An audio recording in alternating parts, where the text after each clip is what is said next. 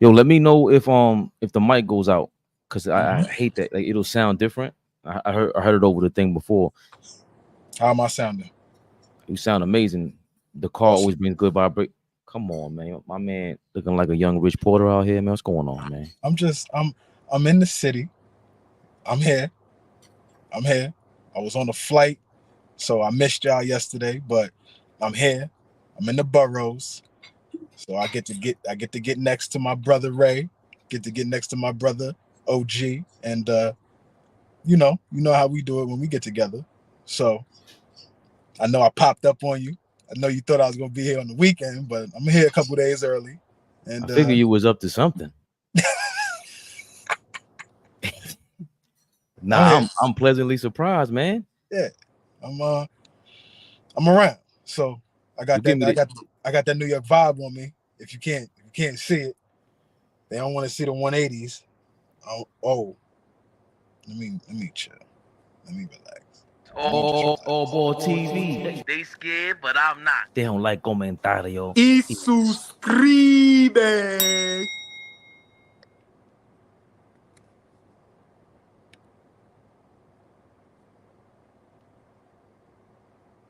Oh, before. What? Yeah. You know who I be, man.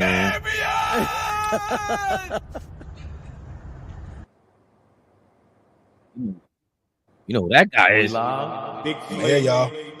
Let's get it. The man, the myth, the legend himself is in town. I'm here. I'm around. What the kids say? I'm around. I'm moving around. What? Turbo. Moving and grooving. Big Turbo in the building. What the sporting page said, Flea looked like he left to Jamaica, converted, changed his mindset, and finally came back to the borough. Change, man. The sporting page. Big shout out to the sporting page, man. I love the sporting page. I finally tapped in. Oh, wait a minute. I hear some rumbling and stumbling. Uh-huh. Wait a minute. You know he needs the Ball suckers. My brothers, what's good? Even though y'all can't hear it, I can hear it. Please. I heard it. Oh, finally, they updated it then. But let's hold on. Big OG, what up, baby? Before we move any further, man. We had a big video. It's at 20,000. 25,000 to be exact. That John Stockton destroyed Gilbert Arenas. He's still destroying Gilbert Arenas. But more important than anything else, forget the views, it's the love, man. We are 17 subscribers away from 9,000. It's big stuff. 17 subscribers away from 9,000. We 1,017 from 10,000. Yeah, but baby steps. Let's tap into every milestone. All you guys that been with us from the start, from the middle to the present. Welcome to AllBall TV. The experience is real. And we can't do nothing but share our love and gratitude. Share this today. Let's get it to 9,000 tonight, man. Oh, man. 9,000 tonight. 9,000 tonight. Word. You kidding me? Oh, wait a bit. Come on, man. AllBall, what's going on? Oh, man. Listen, man. Good news today. Hopefully next week, what I've been telling y'all about, we in the building. So, just love it. Yeah, man. Just got off the phone with my son. He excited. This year, this is last year high school, playing for school. So I told him, you got to put that work in. Because hopefully the next step is maybe a prep school, JUCO, something like that. But, like I said, just good day today. And, always good when I see my brothers. But I love good day today, bro. Yeah. I love that. I don't know if you heard it a couple minutes ago, but I'm in here. I'm around. So I got to get next to you. I'm in the boroughs. Yeah. So we'll talk once this is over. How long you here for? Monday. Okay. Oh, yeah. We definitely linking up. Yeah, for sure. We're going to make something happen. Yeah. As usual, the crew is here. Hold on. The trio, the Three Musketeers are in the same city at the same fucking time? Yeah, it's going down. That is a fact. Man. We Knicks fans. And I'm always forgetting to drop, but how dare I, man? Knicks Rehab. And again, if you can't hear me right, AllBall, let me know. Flea, let me know. I want to know if I'm coming in through loud and clear because you know what time it is. Thursday night, 7:30. Knicks Rehab. We in the building. The bandwagon is growing. Hold on. Before you go, hold on. Let me don't announce it yet. You can't announce it. I know where you at already. No. I know the wave spinning got you dizzy. Please. Okay. I understand that. Okay. I understand that. But you hold on. I already know where you're going with this. How do I know? Okay. Professor X in the building. You hold on to that talk till we get to that topic, because we will get to that topic. Okay. The leader of the commercial Knicks bandwagon, who put himself out there before everybody did, before the OG trade. King Kendrick, not that one. What part of the country is he from, Flea? Alabama or something? Beaumont, Texas. That's right outside of Houston. Beaumont. Listen, man, we tapping into. I never even heard of this channel before, but shout out to you. Got 14,000 subscribers in Knicks Media, doing your thing. He gives Kendrick Perkins' bold prediction on the New York Knicks this season. The odds of the regular season wins after hearing what Big Perk had to say. So let's get right into business and hear what Big Perk had to say, and then we'll go into what I think of this. Is it possible? Let's find out. Harris is calling with French B. What? Flying. You ain't disrespect. You ain't getting no free commercials out of me. You two get out of here, man. And then you put the Paris. This ain't Paris. YouTube ain't playing at all. I gotta subscribe to the YouTube premium. You ain't getting me like that no more. The governor of New York, and I know Tracy Morgan is watching right now. Damn it. Look, this is not an individual sport. It's a team sport. My bold take is that the New York Knicks are going to have the best record, not just in the Eastern Conference, in the entire NBA in the regular season. They're going to have the best record in the league. I mean, when you think about what Big Body Bronson did last year, best player in the Eastern Conference, he's going to come back on a different mission. Acquiring Mikal Bridges, those boys, and with Hart and Dante, they're going to be ready to play. And Julius Randle also, he's going to come back with it on his mind. I think he's going to embrace his role. I think right now they got a different type of energy, a different type of family type vibe there, and they're going to be excited to play night in and night out. By the way, I think I found a little secret sauce.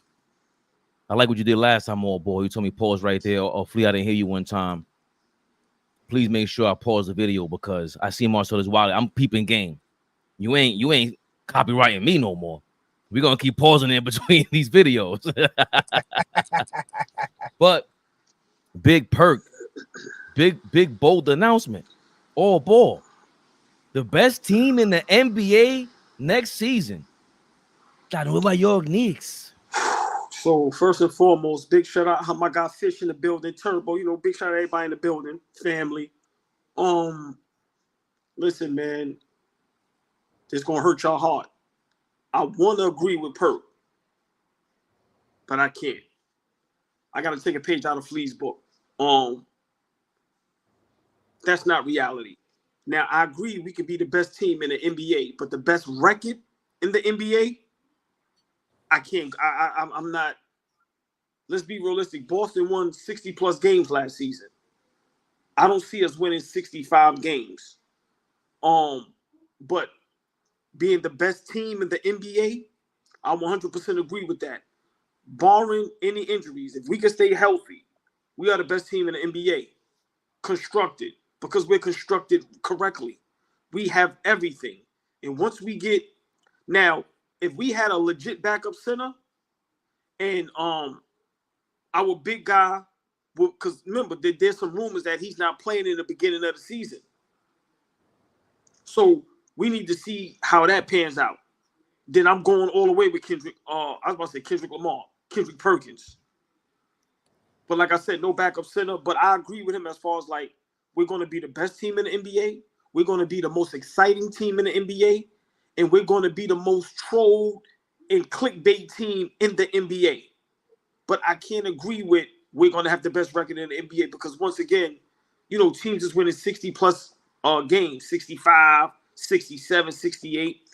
I do see us winning. We won 50 last season. If we can win 6, 7 more games, that'd be great. If we could get close to 60, let's say 54, 55, 56, if we could get 57 Fade, listen, that's beautiful. But once again, I don't see us winning 60 plus games. That's tough. That means everything has to go perfect. And everybody that knows me, I'm a discombobulated Knicks fan. I believe everything. I agree with everything. I jumps out the window. But on this one, that means everybody has to stay healthy. We have to be clicking on all cylinders. Tom Thibodeau has to do a hell of a job. For us to do that, like I said, man, we need everything to line up. So, I think, Perk is hyped just like us. But I got to take I got to think about Flea when I think about this one. I can't just go too crazy and agree with that. But I definitely agree with, we're going to be the best team in the NBA. If we stay healthy, when I say if everybody stay healthy, and like I said, we probably talk about this later, all these players we're acquiring, I think we got a trick up our sleeve. We get us a legit backup center. Like I said, that's a different talk. We need to hear about, how Mitchell Robinson and Randall is healing. Are they going to be 100% healthy as the season comes, not 75, 80, 85%?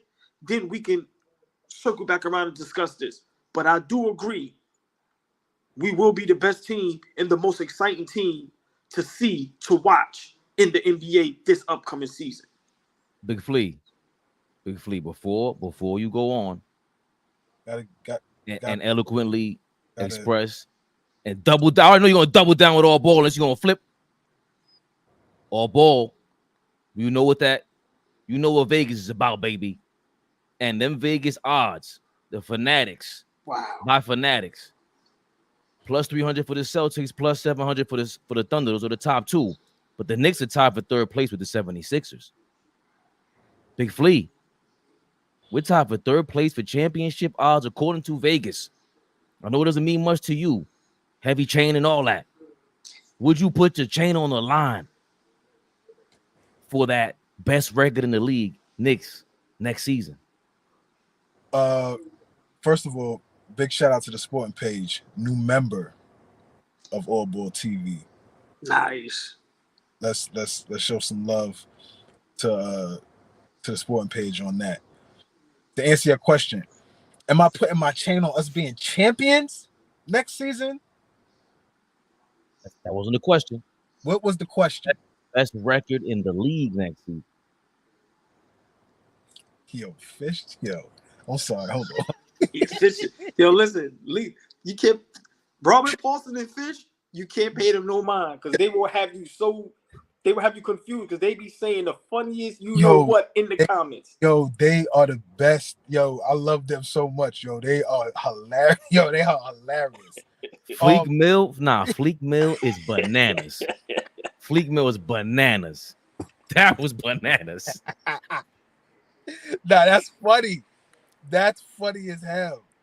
Carl Thomas with the 90s kiosk herringbone and the LV shades is nasty. By the way, that is too many associations where you know who's currently locked down. No more than bad boy associations, please. Enough is enough.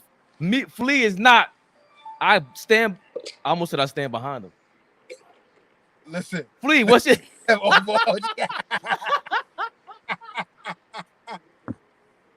Let's get it back in order, fellas. Let's get it back in order.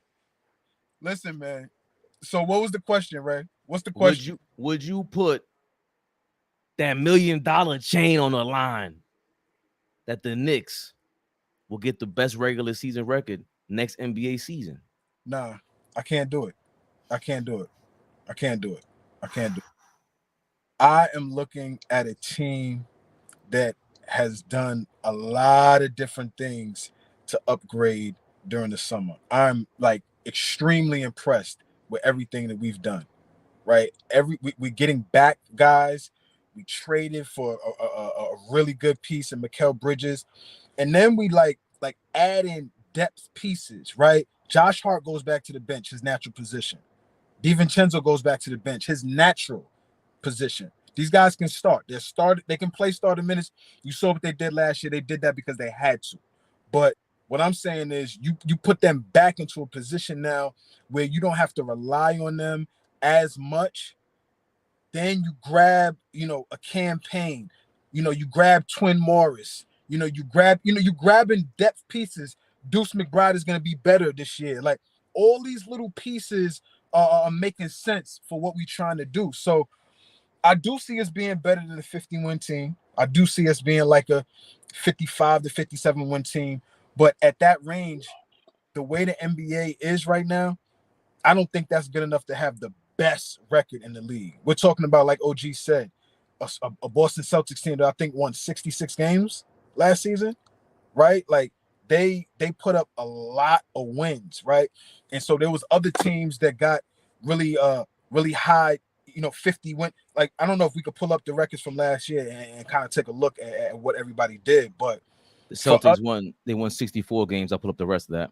Okay, so I'm just saying, for us to have the best record in the league, we would have to win over 60 games, maybe even over 65 games. That's a lot of games to win. So I don't know. I don't know if we're equipped to do that. Now, I think we're going to be a top 5 team in the league, not even in the Eastern Conference. I think when we get to the end of next season, we're going to be a top 5 team. So last season, the Boston Celtics won 64 games. The Knicks won 50 games. Those are the only teams in the Eastern Conference to win 50 games. Oh, wow. The Bucks won 49, Cleveland Cavaliers 48, Orlando Magic 47, Pacers 47. And the 76ers, of course, we expect them all to be in the mix. 47 wins as well. As far as the Western Conference, they had 5 different teams with 50-plus wins. It's Oklahoma City Thunder, Denver Nuggets, Minnesota Timberwolves, LA Clippers, and the Dallas Mavericks. Phoenix was 1 win short. How many games did the top team win in the West? 57 wins by the Nuggets and the Thunder. Wow, Nuggets won 57 games last season? Yeah. Wow. They had a strong start. Remember, they had 10-0. Half or something like that. Yeah. Wow. Okay. Can I say something real quick before you go, Fabian?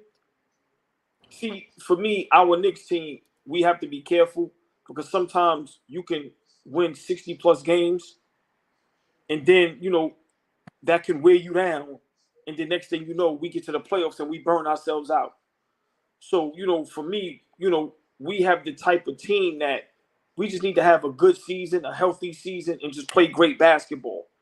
So we just have to be careful with, because sometimes, teams chase certain things and don't see the bigger picture. Perfect example, Golden State Warriors, when they went 73-9, they chased that record and got to the finals and fizzled out. You know what I'm saying? So, same thing for the Miami Heat when they won 27 in a row. Exactly. I think that might have hurt them. Did they play OKC that year? Right. When they won 27 in a row, they lost the championship? I think you're right. No, They might have won, but it still took a lot out of them. Yeah. But right, yeah. So yeah. But my thing is, like I said, I just don't want us to chase the best record because that's not our goal. Right. Our goal is to play great basketball, stay healthy, and win a championship. So we just have to be careful with chasing a record. Now, of course, we want to stay in that 50-plus range. So, that should be the goal. But I just want to say that we have to be very careful. We do not want to win all those games. And then when it gets to the playoffs, we break down, we tired, we exhausted, we mentally drained, guys get hurt. And then next thing you know, we getting our ass kicked in the playoffs. Then that means nothing. So we just got to be careful with that. It was the second longest winning streak, and that was the second of the back-to-back wins for the Miami Heat with the big 3 that kicked off the new era. I'm gonna hit y'all with the all ball. You guys made great points, but you said something, Flea, that's like, I gotta shoot it back at y'all. What team in the league can say that their starters from last season is now moving on to the bench? I don't see that. the Boston Celtics are waiting for the Porzingis to return from injury again. Is Drew Holiday going to be injured? Derek White has to be, reemerge. There's some beef between Tatum and Brown. No matter what they say, it's two alpha guys, it feels like, that are going to aim for the top spot. I think the regular season victories are up for grabs because if Boston won 64 last year, we were the only other 50-win team, and that's with us without our full deck. I just don't see. I see the defense getting better. We'll get into the particulars of every the personnel a little bit later. But the Randall replacing Hartenstein minutes, to me, the second half of the season is going to be major. Obviously, we're waiting for Mitchell Robinson and everything like that. There's just too many players on this team. It feels like a college team.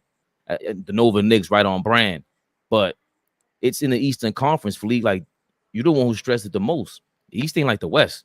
The West, you got maybe 1 or 2 nights off if you out there in the West Coast. In the East Coast, you can bench OG a couple days, give him some rest. You can load management. I know it's Tibbs. I disagree with that. What, compared to the West? No. I totally disagree with you saying we could take nights off and you could bench. How? Cleveland is a great regular season team. Orlando, we know about Philly. You got Boston. Let's not forget Milwaukee. We can say what we want. They still got 2 dogs over there. That's super legit. And then even if you go to the bottom, like I said, Toronto is a team that is constructed that can give people fits. Not saying that they're going to do anything, but and then even with you still got Miami. No telling what they're going to do with Jimmy Butler. But Fabian, you're big on Miami. So and Orlando. And then Indiana is good. And then you got Lonzo Ball coming back from Chicago. So right. No, they garbage. But what I'm saying is, I'm just saying, bottom half, the OG, real quick. The bottom half of that Eastern Conference is not in comparison to the Western Conference. If you start looking at team, go ahead. But I wasn't comparing it to the West Coast. So okay. I just want to, I wasn't. The West Coast is tougher. I'm not comparing that. I'm saying besides Atlanta, maybe Chicago and Toronto, everybody else is legit. So I don't believe that we can take nights off and sit guys down because even those 3 teams can get hot, So I just think it's much tougher than what Fabian is saying. Can I counter with this, Flea? And I'll pass the baton to you. Okay. I'm saying if OG takes the night off, I'm not scared of the Cavaliers. I'm not scared of Boston. I'm not scared of none of these teams. That's what I'm saying. And to be honest, that's against any team, but particularly these East Coast teams. Randall could take the night off. I'm not scared of none of y'all. We can win y'all without our best out there. That's all I'm saying. And in the West, that's tougher to do for 4 games against each team in that conference. Well, for me, I was thinking about teams like Washington, teams like Chicago, teams like Charlotte, teams like Detroit, teams like teams like that. Like the bottom half. Like, wait, hold on, listen. No, Charlotte, Detroit, Washington. I forgot they was in the league. I forgot what you said it. Yeah, man. Wow. I just named 3 teams that we're gonna play 4 times. What is to do the math on that? That's 12. 3 teams, no, 16 games. That's 12. That's 12. That's like, you said 3 teams. Them 3 teams 4 times. That's 12. That should be 12 and 0. That should be 12 wins. You mark off. But that's what I'm saying. Out of those 12 games, does OG have to play all of those games? Out of those 12 games, do we have to play Brunson high minutes? Like, there's a concern for me right now, right? There's a concern for me right now. And I mean, that goes with any team. We are adding a lot of guys, right? A lot of guys are coming back from injury. We adding some pieces, right? Are y'all concerned about building chemistry with the guys that we're bringing in?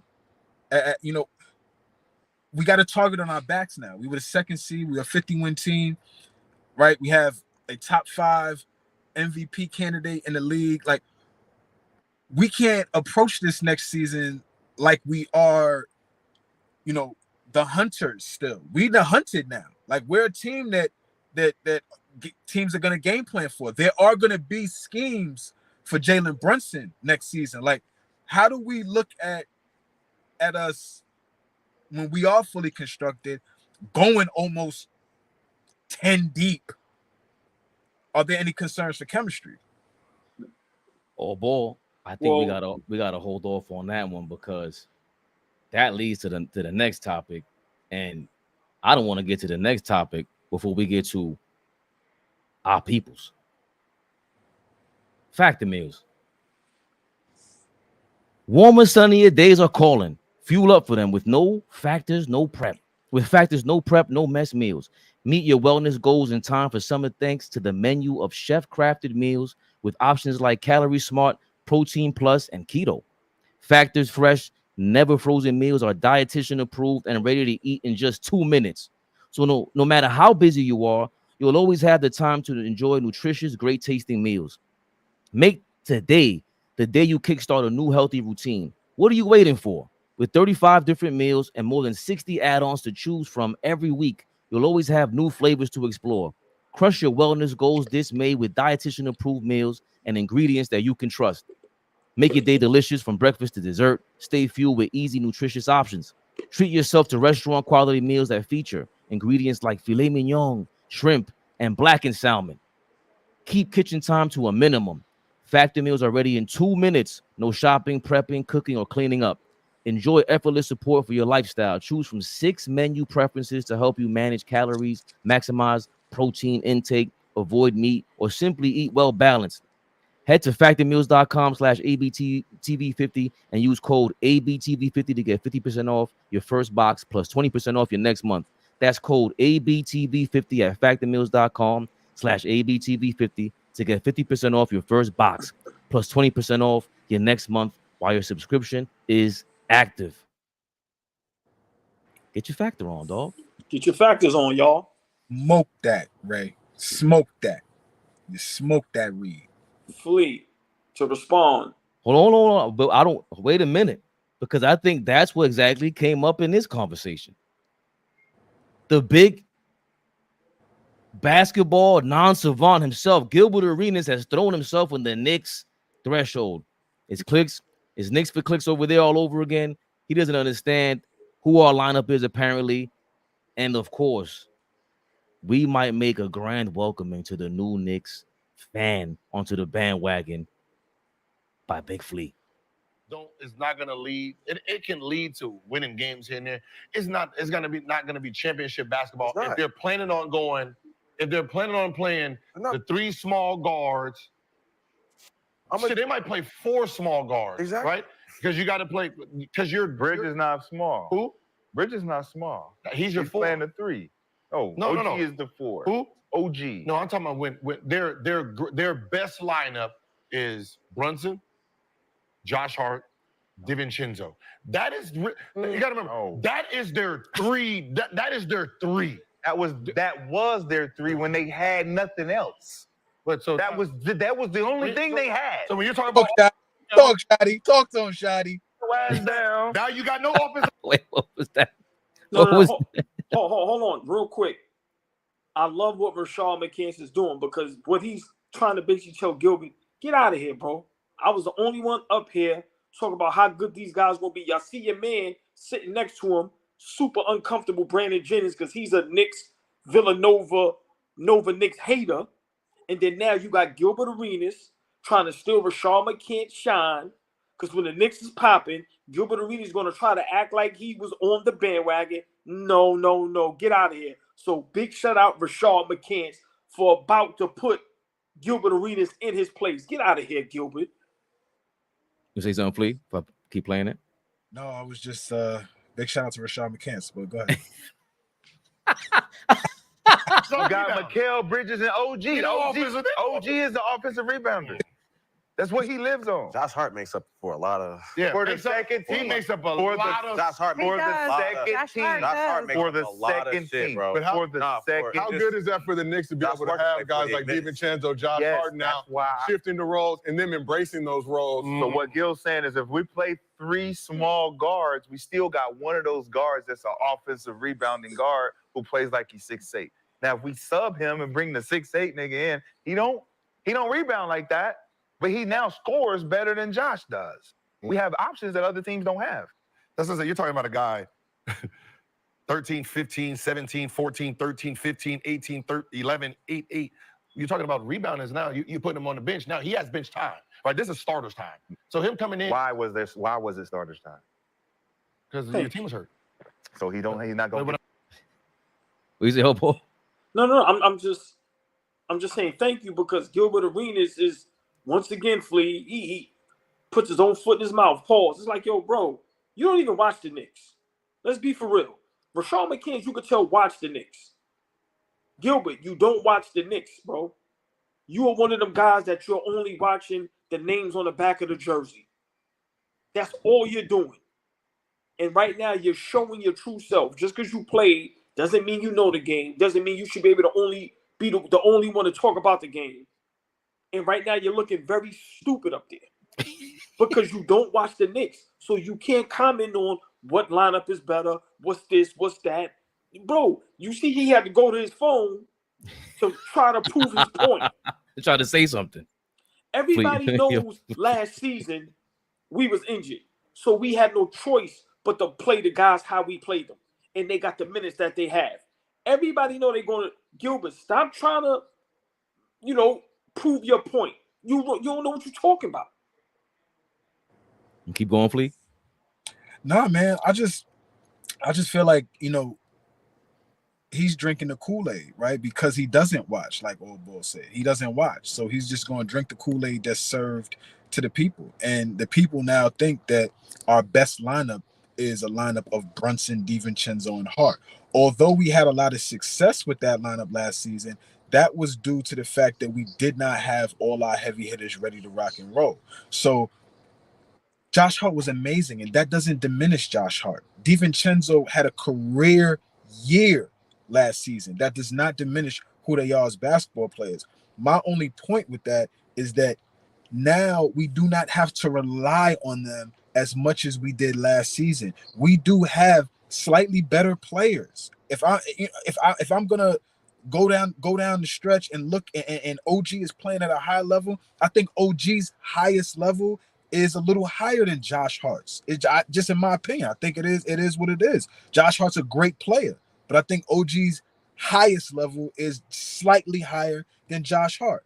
We getting a guy like Mikal Bridges, who is already 6'8", 6'9", right?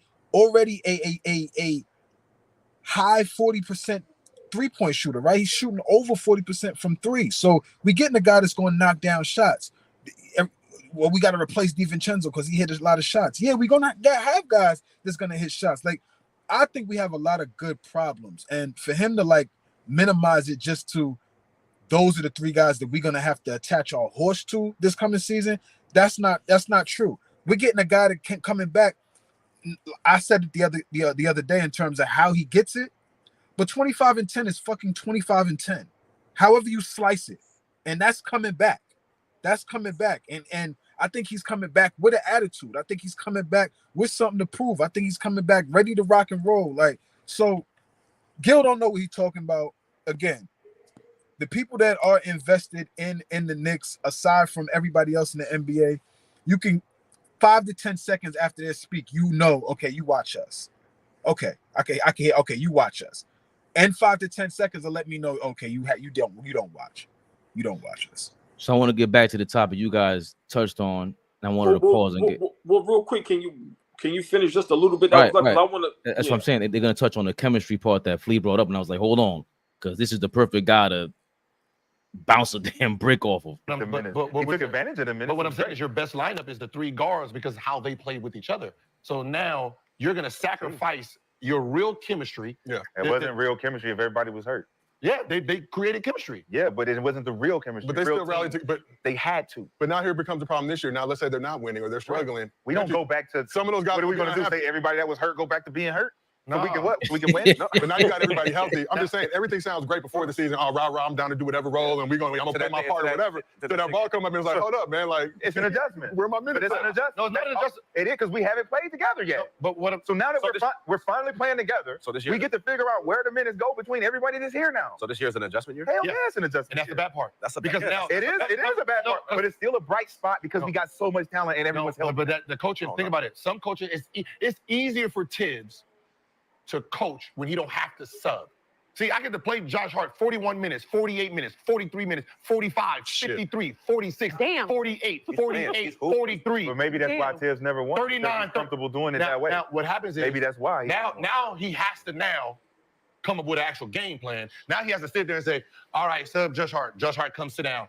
All right, Josh, go get DiVincenzo. Like, he has to now coach because you have a team now. Now we're about to see what Tibbs is about. So he's not capable. Hold on, pause that. So that just insinuates that he's not capable of doing that.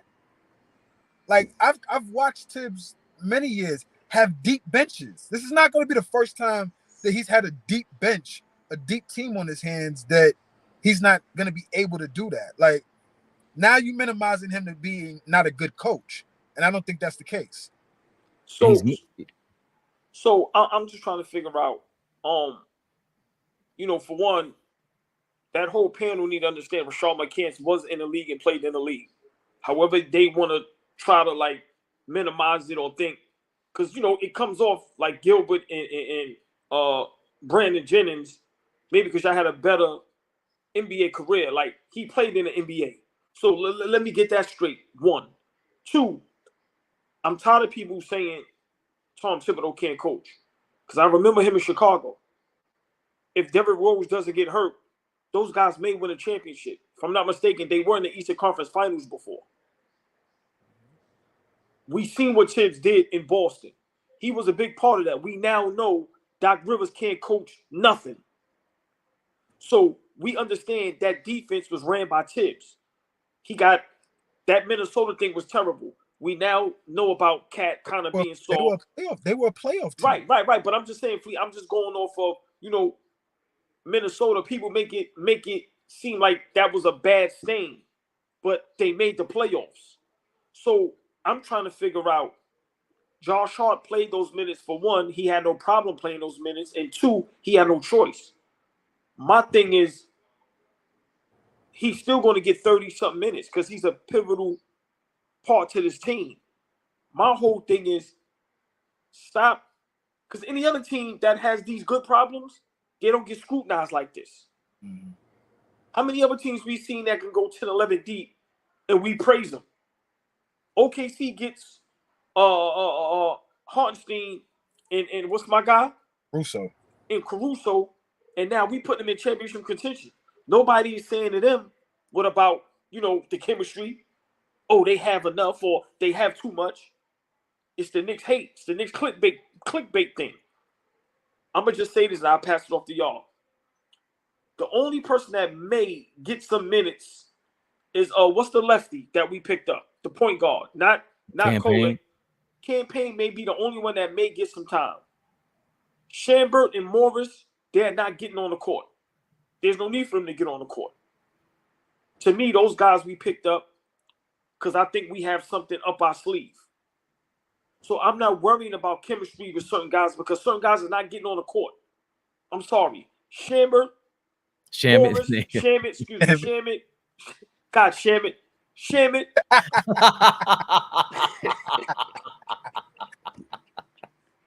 What? Somebody else go get me off of this, man. No, you do your thing. Shamit, Campaign. They're not gonna. You don't see them get. They might get some playing time because they're veterans. No. Campaign may only because we want to see how fast Kolek is going to translate to the professional level and really step up big. But why would Shamit get burned when we got Deuce? I don't see the Morris twin getting no burn over Precious. Nah, listen, we got them guys cheap 1-year deals, those expiring contracts. Like I said, you package those up with draft picks, and maybe that's how we get our legit backup center. But I'm not worrying about chemistry because we've seen everybody together already. Yo, what are they talking about? And then all you've been talking about is Nova Knicks. They just added another member to Nova Knicks from Nova. And then you just forget. How did you leave him out of the equation? Just because you saw DiVincenzo. And if this, like you said, if this was any other team, they wouldn't bring up Dante DiVincenzo to start. There's no way he's a starter over Bridges. How do you not know that? That's crazy. He's better than DiVincenzo. At this stage of the game. Like I think that's a no-brainer, especially if doing what we're trying to do. I don't think that makes any sense for us to try to force putting those guys back into starting roles. I just don't think that makes sense. You paid OG Anunoby over $100 million. We traded 4 first-round draft picks for Bridges. We didn't trade 4 first-round draft picks for DiVincenzo. No matter how great his year was last year, we love him defensively. He broke the record for 3-pointers for the Knicks last season. Great. He was great for us. And everything you guys saying, I got to double down on it because that's why I'm saying we can easily not easily, but we're in for the running for the best record in the regular season, especially if we don't go after the in-season tournament. I don't want to go after that whatsoever. Because that, going back to your point, AllBall, is don't chase the record and don't chase that stupid tournament because Indiana and the Lakers got burnt out. I don't want nothing to do with that. Indiana's young, the Lakers are old, so I've seen enough of an experiment with that. But I digress. To have Tyler Kolek, normally in our Knicks history, we would be hoping that he's going to turn out to be this great thing. Now, our hope and our wishes and our whatever we can try to project about him is cool to get your 12 minutes off the bench, 13 minutes off the bench, no time off the bench, and you learn your role because you look like a stud, but we don't have to rely on you. These are guys we don't even have to rely on. None of these guys. The guys we have to rely on is a 7-8 man rotation. That's incredible. And you know for a fact, I'm the biggest Tibbs critic. Yes, I'm worried about the way he divvies up the minutes and everything, but he's the one who sat in the press conference and said, look at the minutes played for the season, bro. It was 33 minutes for this guy, 33 minutes for this guy. Josh Hart played 32 minutes during the season. I know what I'm doing. It's just that it's 32 minutes with Josh Hart. Then you had Cam Reddish for the first quarter of the year, whatever it was. Got rid of him real quick. Tom Thibodeau does not play when it comes to you guys that don't want to play. Period. They just hang on to things for the views and the clicks, like you said, and it's cool because we're going to utilize it. And again, once again, welcome aboard, Rashad McCants. I can't believe he's had the biggest turnaround of any basketball analyst on YouTube and the TV. See, what I don't like is, let's talk about the positive with what Tibbs did. If Josh Hart don't play those minutes and play bigger than what he is, pause, we don't win 50 games. We don't be successful. We don't get to the second round. So, I understand people being nervous and scared about how Tom Thibodeau coaches and about the minutes. But let's talk about how his coaching and playing those guys those minutes got us to be the most exciting team in the NBA, the most important team in the NBA, and we got to the second round to a Game 7. We was a game away from being in the Eastern Conference Finals. And we can all agree, if OG or Randall was there, we are in the Eastern Conference Finals playing Boston and no telling what happens. So for me, I get where everybody is going, but let's not forget, Tibbs won 50 games under his watch that season. Josh Hart and DiVincenzo became household names. Brunson became an MVP candidate, 6th place. And OG has become the hottest commodity in the NBA. This is all under Tom Thibodeau. So let's not forget that. Let's please not forget, under Tom Thibodeau, he has the youngest MVP, turned Joakim Noah into an all-star. Jimmy Butler, where y'all think he got his toughness from? These are things they don't talk about. So I'm going to just leave it at that. We talk about the negative with Tom Thibodeau. Let's also talk about the positive. And I think the positive outweighs the negative because he had to play those guys how he played them last season. Or we wouldn't have even had a chance to be in the playoffs, let alone win a first-round series against the Philadelphia 76ers. Guys came back and played hurt for Tom Thibodeau. That goes to show you how much they like him as a coach. Because I don't know what player is hurt and they flee the perfect excuse to not play. Mitch Robinson came back hobbled. Jalen Brunson been hobbled all season. Josh Hart damn near lost his whole stomach. Pause. Still wanted to play. They want to fight for their coach. They want to play for their coach. So don't put this all on Tom Thibodeau, man. Like I said, the negatives, then you have the positives. Let's talk more about the positives when it comes to Tom Thibodeau. Well said, fellas. I want to talk about the negative and the positive with player's choice. They're saying Joel Embiid is better than Patrick Ewing. His prime, his peak, whatever the hell. Pick a side. Pick a year. Shout out to Swiper, but you get a boo for this. Peak for peak. Keep going. He's better than David Robinson. Regular season? Regular season, you don't think about better? Going. I mean, like he lost it. Nah, bro. He should have lost y'all with the whole beginning. Peak for peak, bro. Oh, chill. Am I tripping? I mean, peak for peak, his highest going is 8 for me. Not David Robinson. No, we're not doing that. We feel like David did better than him at that. We not entertaining David Robinson today. We can, please. No, like, what is your estimation of a peak, Swipe? When you talk about a peak, how many years? I think he has 4 legit years of MVP quality play. What, 21 to now? Yes, I think the same. It coincides with Joker and Giannis and them. I think he has 4 years where he's like best in the world talks in regular season for some people. I think Ewing did the same thing from like 89 to like 93. He was awesome. So who's better, 89 to 93 Ewing or the last 4 years of Joel? I'll take 89 to 93 Ewing. Yes. As good a defender as Embiid is, I think Ewing was more of a consistent defender. I think he was a better glass cleaner. I definitely think he was a better rim protector. I'll give Joel Embiid the mid-range. Joel Embiid got a money mid-range game. But that's not to take away from how good Ewing was in the mid-range. Score, period, though. Right. Thank you. I think better offensive play. Yeah, I'll definitely give you that 100%. But I think that with those 4 years of what they were doing, I think Ewing was a little bit more dominant. Peak for peak. Well, there we have it, folks. Joel Embiid over David Robinson and specifically Patrick Ewing. Go ahead, Fleet. Jump right in. I already see you ready. Go ahead. No, it's just like, when adults are in the room, you got to sometimes just shut the fuck up. And when adults start talking, you got to sometimes just shut the hell up. And big shout out to Chilltown, because every time he talks, I'm not saying all his takes are great, but there are a lot of times where I do take the time to check those guys out. Yeah. And for me, he is the only adult in the room that says, hey, everybody simmer down. Let's sit down. Class, sit down, and let me teach y'all something. That's a fact. Right? It's how it comes off. It doesn't come off cocky. It doesn't come off arrogant. It comes off real. I was there, or I'm going to back up what I'm saying. And to everything he said right there is factual. I think the thing that we get caught up with Joel Embiid is how talented that dude is.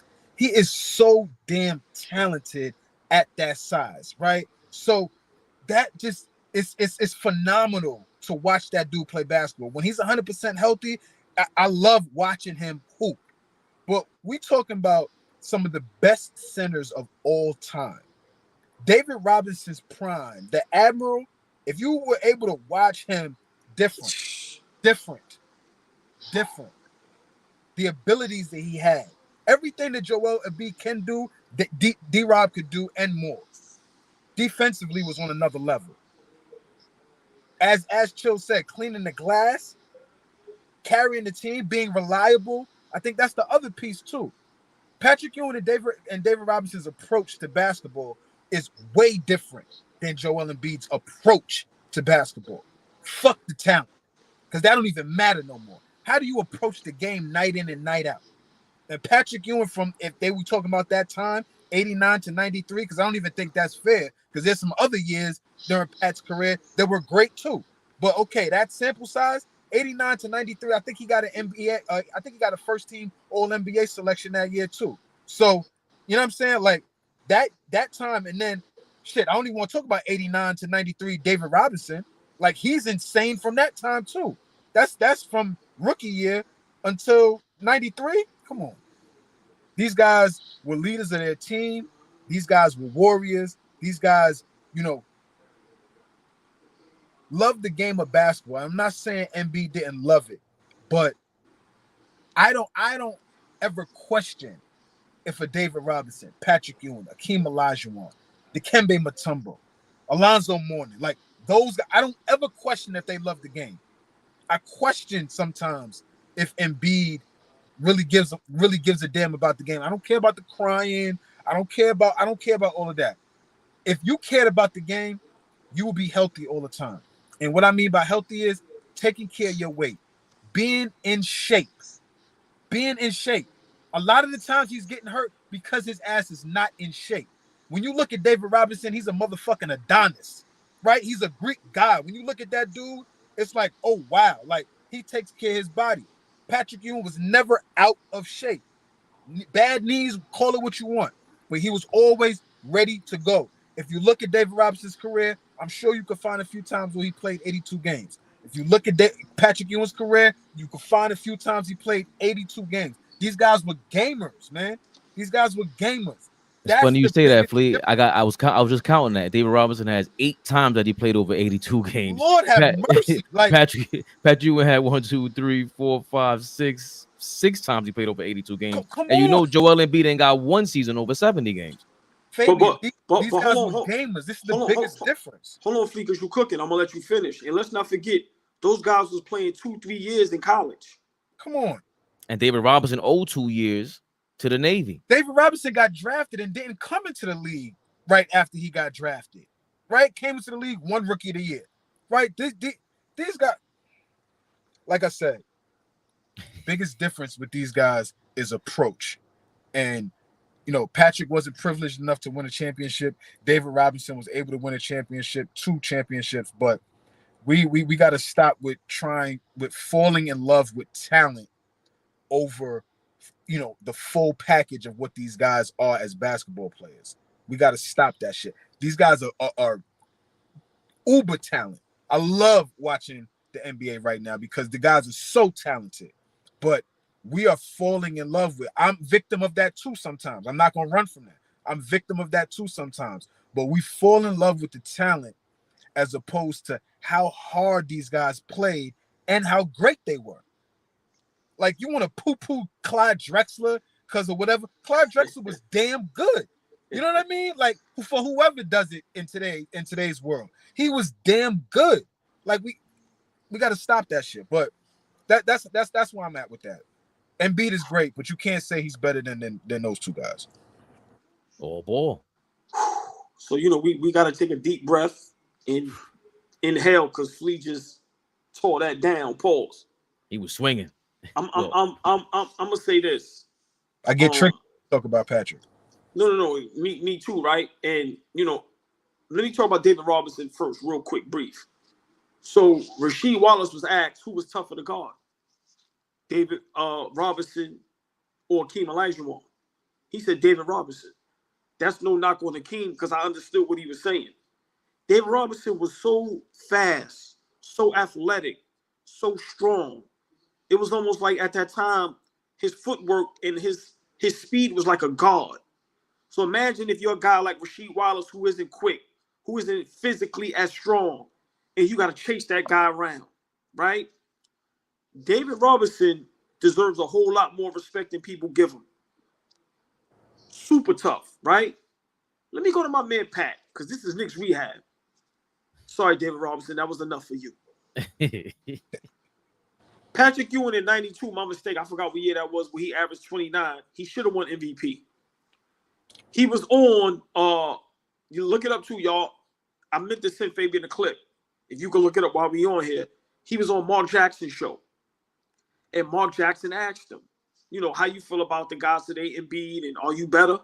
And he gave the young guys props. Embiid joke, he said, them guys is great. He said, but, you know, let's be for real. I was good too. And, you know, just because it looks better doesn't mean it's better. I seen cars, the brand Kia plug. Some of them cars look great. They're not a better car than a Honda or a Camry.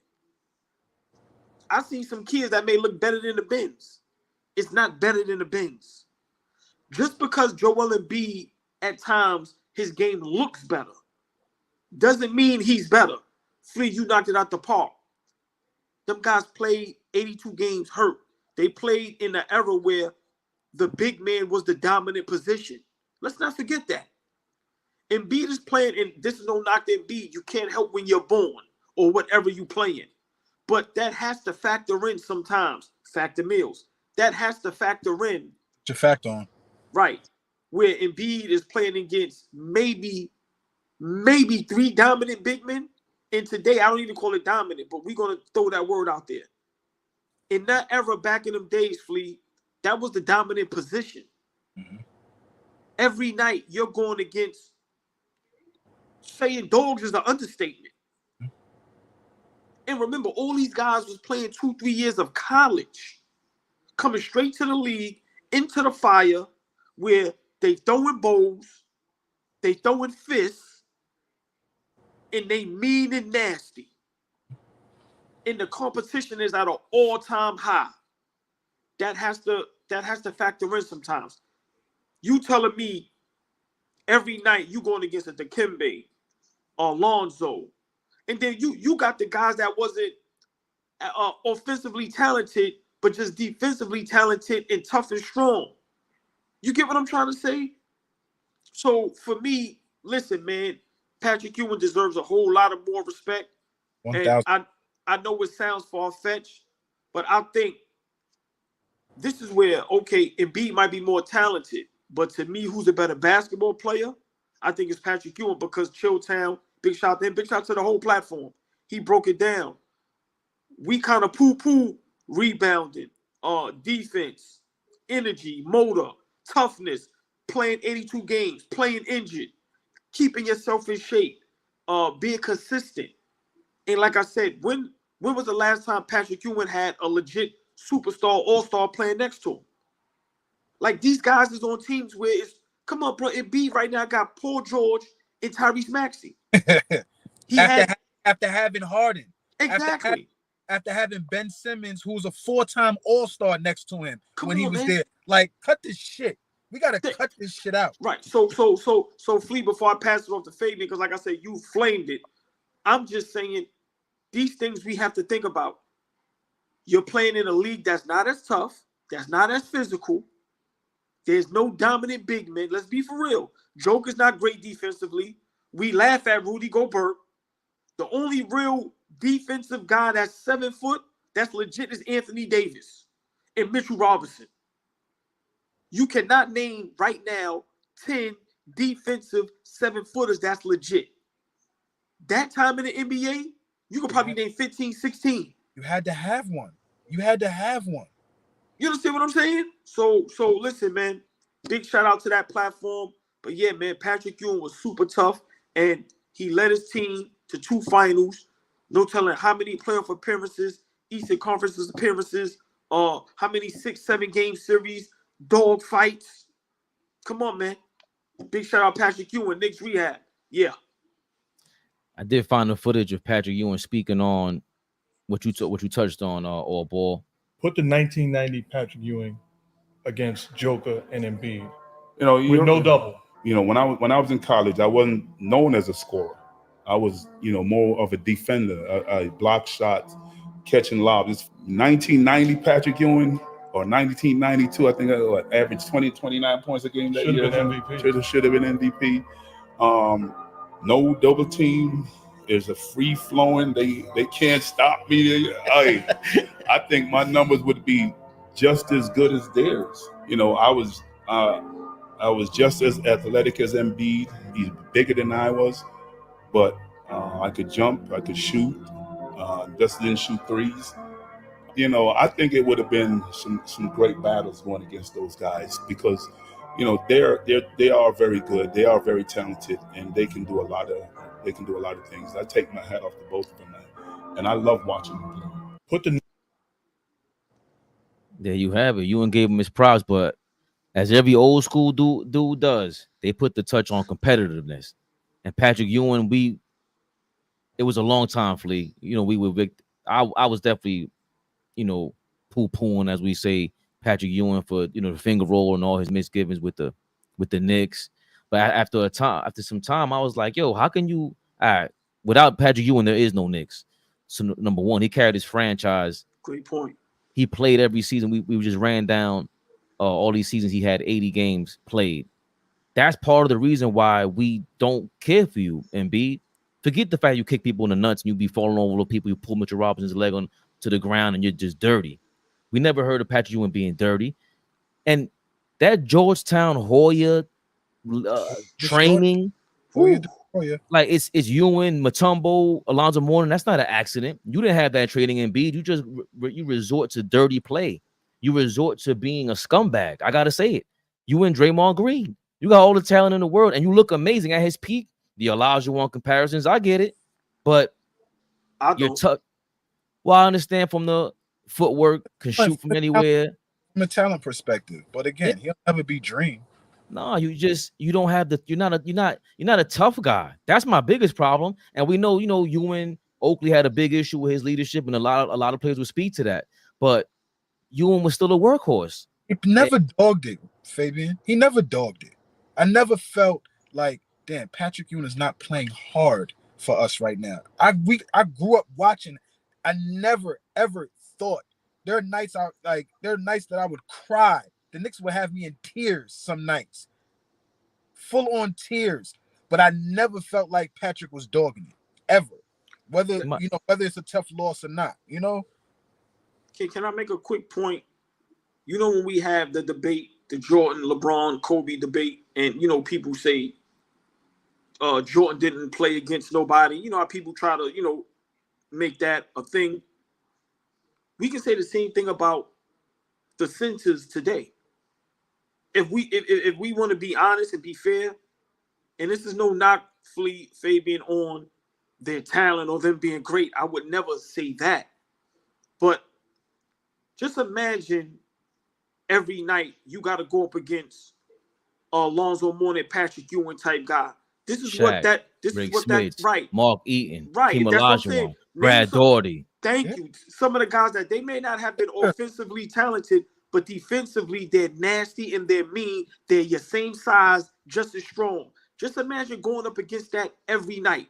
And in college they did that. Right. People don't talk about that enough. Ralph Sampson. Come on. Fleet, thank you. Big, like centers that are like, we talk about all these talented guys. Do y'all know how talented Ralph Sampson was? Bro, mercy. Today, the center position is so sweet. Teams can get away with playing small ball. You can have a 6'9" slim guy as your center today and actually win basketball games. You think you getting away with that in the 80s and the 90s? Come on. So for me, it's like that has to play a part. We don't talk about that enough. And what those guys, Patrick Ewing, was going up against every night, where it was Hall of Fame, all-star, superstar, talented guys on the defensive end who took pride into playing defense. Them guys felt the way you get 30, 40 on them, let alone 20 and some change. Problem. You know what you like, the thing that stuck out with what Ewing said too was like, and you're not doubling me. Like he's seeing, can you explain that, Fleet? Maybe I don't understand it enough, because he's seeing it like, you're not doubling me in this era. You can't. I don't care what the spacing is. I'm destroying y'all. Here's a fun fact. The center who averaged the most during their battles against Shaquille O'Neal is Patrick Ewing. Preach. The center who averaged the most, let me say it again, against Shaquille O'Neal during his career is Patrick Ewing. So it just goes to show like how great Pat was. But to his point about doubling him, like you're not gonna be able to double him in today's game because of how much shooting is on the floor. If you have a guy like Patrick Ewing on the floor who is gonna get single covered by some of the by Draymond Green, dog you. I'm gonna dog 40, 50. I've seen Patrick Ewing go get 50. Like, hey, Flea, as great as the Joker is, he doesn't go nowhere in the playoffs without Murray, Porter Jr., KCP, and them guys. Give Pat a Jamal Murray. Give Pat, you give like, and this is no knock on, No, great point. No, Embiid, how many stars has Embiid had? Like, let's be for real. Anthony Davis, as great as he is on both ends of the floor, Pelicans, we've seen him when he had the team by himself. Even though at that time it was juggernauts with Golden State. But still, Pat put the city on his back, pause. And every year, damn near in his prime, we thought we was going to win a championship. Simple and plain. And this is with the team he had. No other real superstar or all-star next to him. And every year, we was in them playoffs fighting to damn near get to the finals. Come on, man. Come on, man. Put some respect on that man's name, man. Yeah, all those bigs back in the day, you know, they would have had a field day in today's game. Just I think how good I think you summarized it well. And we got to go back because Dom is the one, shout out to Dom drop, but them 60s big men, they weren't that bad. And it was the big man era. The rules were pertaining to, so you had to guard somebody that the rules were for them. And I can't charge and bulldoze over anybody. The rules were not for me as an offensive player. So now in this era, who is Embiid really playing against? What's his real competition compared to the late 80s, and early 90s, where it was the land of the big man? It's not even comparable. And you know I'm big with that all ball. Jordan's ahead of his time. He didn't play them two guards that were ahead of him, but Joel Embiid didn't play these guys, man. We love Joker. Joker's getting the top 20 treatment and everything, okay. But I also do give the caveat of, did he really have the competition of a Bill Russell and a Akeem Olajuwon? We got to slow down with all this, man. I get y'all hyped up and you got to make content, but so do we. So guess what? Jeff Teague, you up next. Let's see what you kind of clickbait you bring us to this channel, Papa. You talking smack about the Knicks? Are you out of your mind? I was just starting to get to like him a little bit. Pause. How dare you? You think they need to keep Drew? Yes. I don't think they need to keep him. Why? I just think y'all can get some type of value back for him because y'all play so much better. Y'all gonna play so much freer without him. He's a ball stopper. Ball stopper. Yeah, he do need. And y'all don't want Jalen Brunson to revert back to like chilling and watching somebody play. Y'all need him to kill. You saw what happened with Jalen Brunson without Julius, though. You need somebody else. You about to tell me that's Bridges, but you need somebody else that's gonna put the ball on the floor and get you a bucket. If you don't got a lot of value on the market, that should tell you something. No, that's cap. What? That's cap. If you put your house on the market right now and it's a really nice house, you're gonna put it on there for a certain amount. Somebody's gonna come look at it, can afford it. Yeah, you go out there and you put a nice house on the market right now that's worth $5 million. Somebody come offer you 1.5. What's that saying? I'm not saying he ain't a good player, but what he do, a lot of people don't value. Bro, but you see how much Jalen Brunson flourished from soon as he was gone? Yeah. Also, he became a star. He the face of the New York, damn near. Sure. I like Julius, but I just don't think. I think the ball in JB hand all the time, like it was. Yeah, that's what made the Knicks good. So, Jesus, Mary, and Joseph, another flea. You better talk to your fraternity. These hoopers, they taking L after L. They do not watch basketball, bro. You're in a listen. Let's start putting Flea in a different conversation. I play ball and I watch ball. You guys don't. We're not in the same category. That was crazy. No, y'all don't watch the Knicks. I don't think they watch any kind of basketball talking like that. Right, but it's Knicks Rehab. I don't care who you watch. Today on Knicks Rehab, you don't watch the Knicks. Hold on, no. Wait. Knicks Rehab. I feel some way that you're having basketball talk with Joe Button. Big shout out to Joe Button. This has nothing to do with him. Like, I really like his platform. I'm not talking basketball with Joe Button. I'm cool on that, too.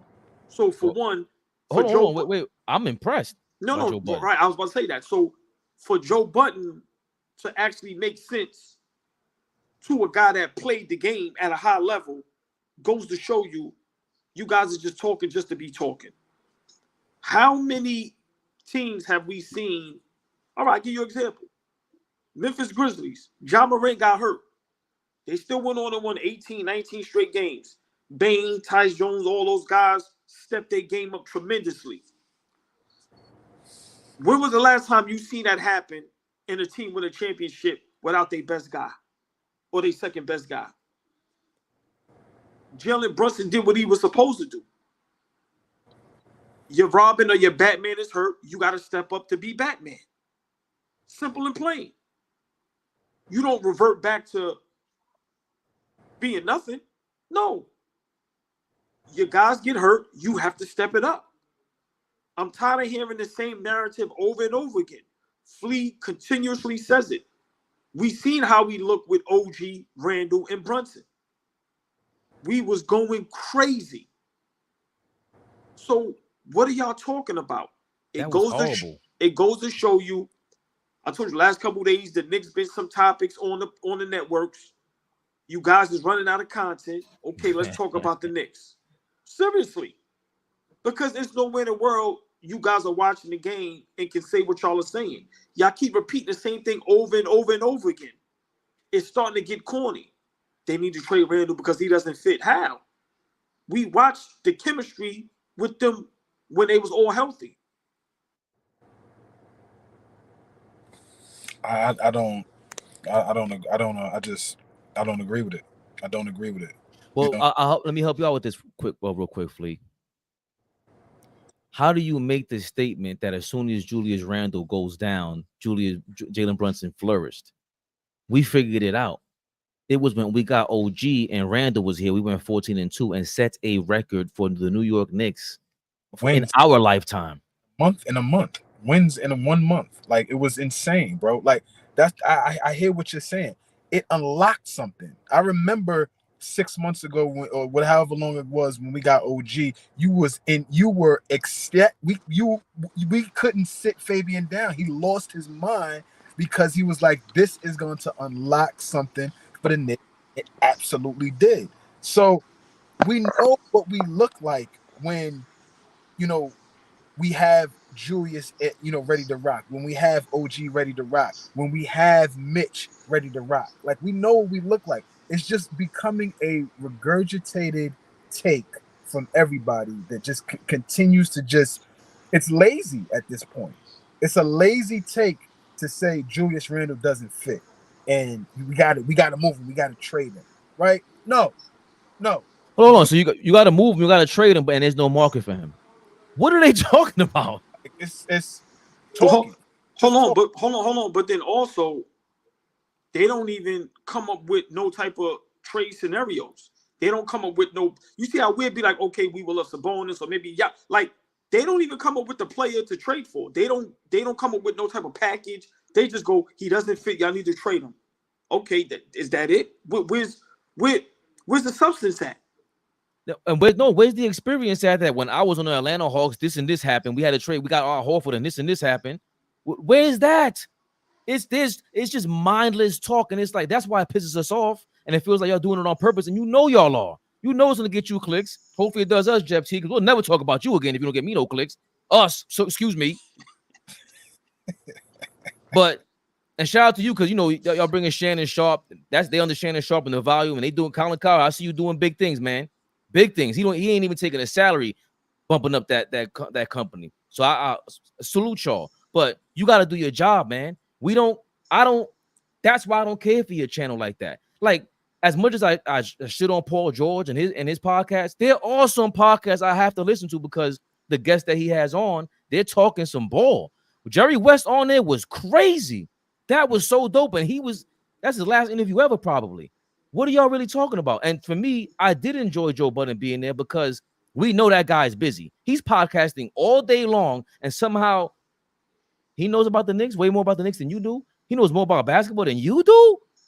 You're supposed to know it's like the back of your hand. That was so disappointing to see. You had no real quality, substance, nothing to say. It just sucks to hear that. And Gilbert Arenas even alluded to that with Randle and all these guys saying, well, I'm not worried about Randle. Y'all are. You want to create a narrative that Boston has. They have to worry about the 1A, and they won a championship. We saw it was as soon as OG got here, it was spacing, and now we got even more spacing with Bridges there. The league is in trouble, man. The league is in trouble. They are. The league is in trouble. I don't think more to say about our Knicks. The league is in trouble. Hey, man. If we being real, let's not forget. There's another reason why the league is in trouble, and they don't want to talk about it. We know we'll talk about it. What the hell is this?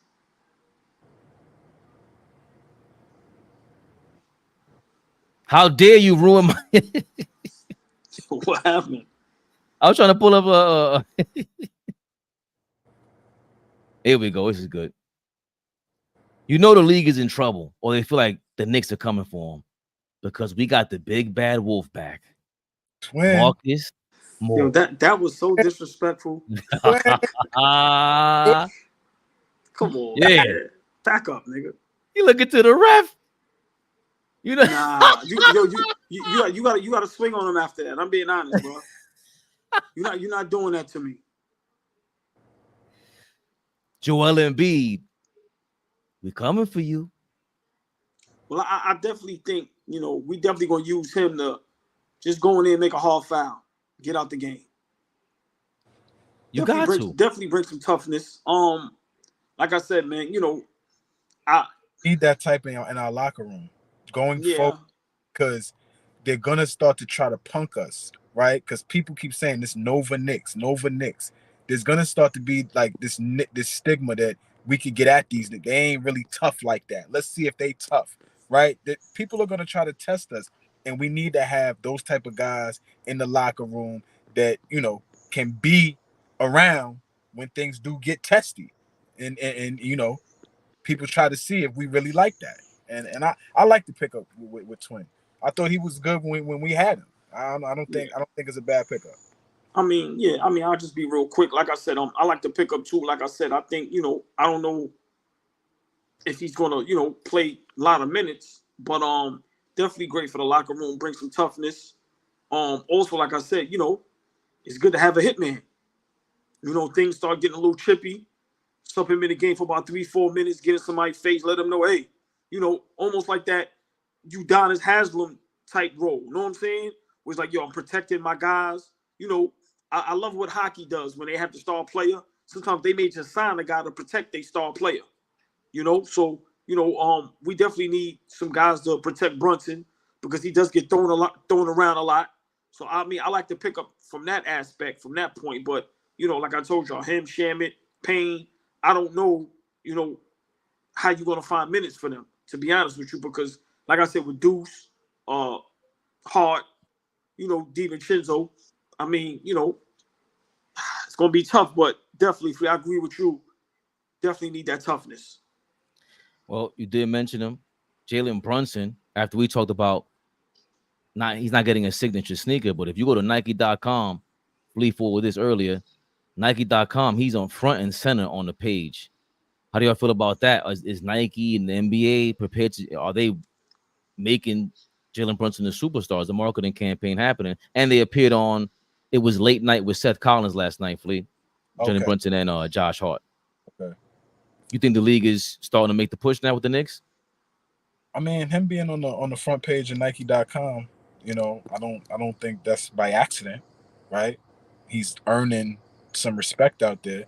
He's earning some notoriety. I was very questionable on if we have the ability to really market a guy like this. He's a smaller guard, right? So I didn't know if it would be easy to market him, but he's in the New York market.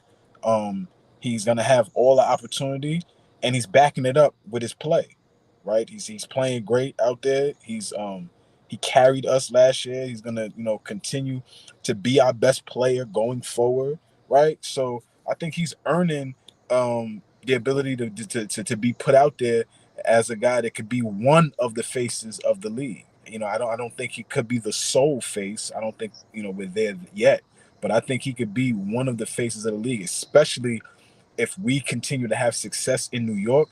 How could you deny him as one of the guys that you're looking to as an ambassador of the game, right? So I think his stardom is continuing to rise. When I saw that, I immediately sent it to you guys because I thought it was just a sign that's saying, okay, the love is starting to get real, not just from Knicks fans, not just from people in the close basketball quarters, but people outside of the NBA are starting to see that Jalen Brunson is for real. I'm just laughing at Fish, man. Fish.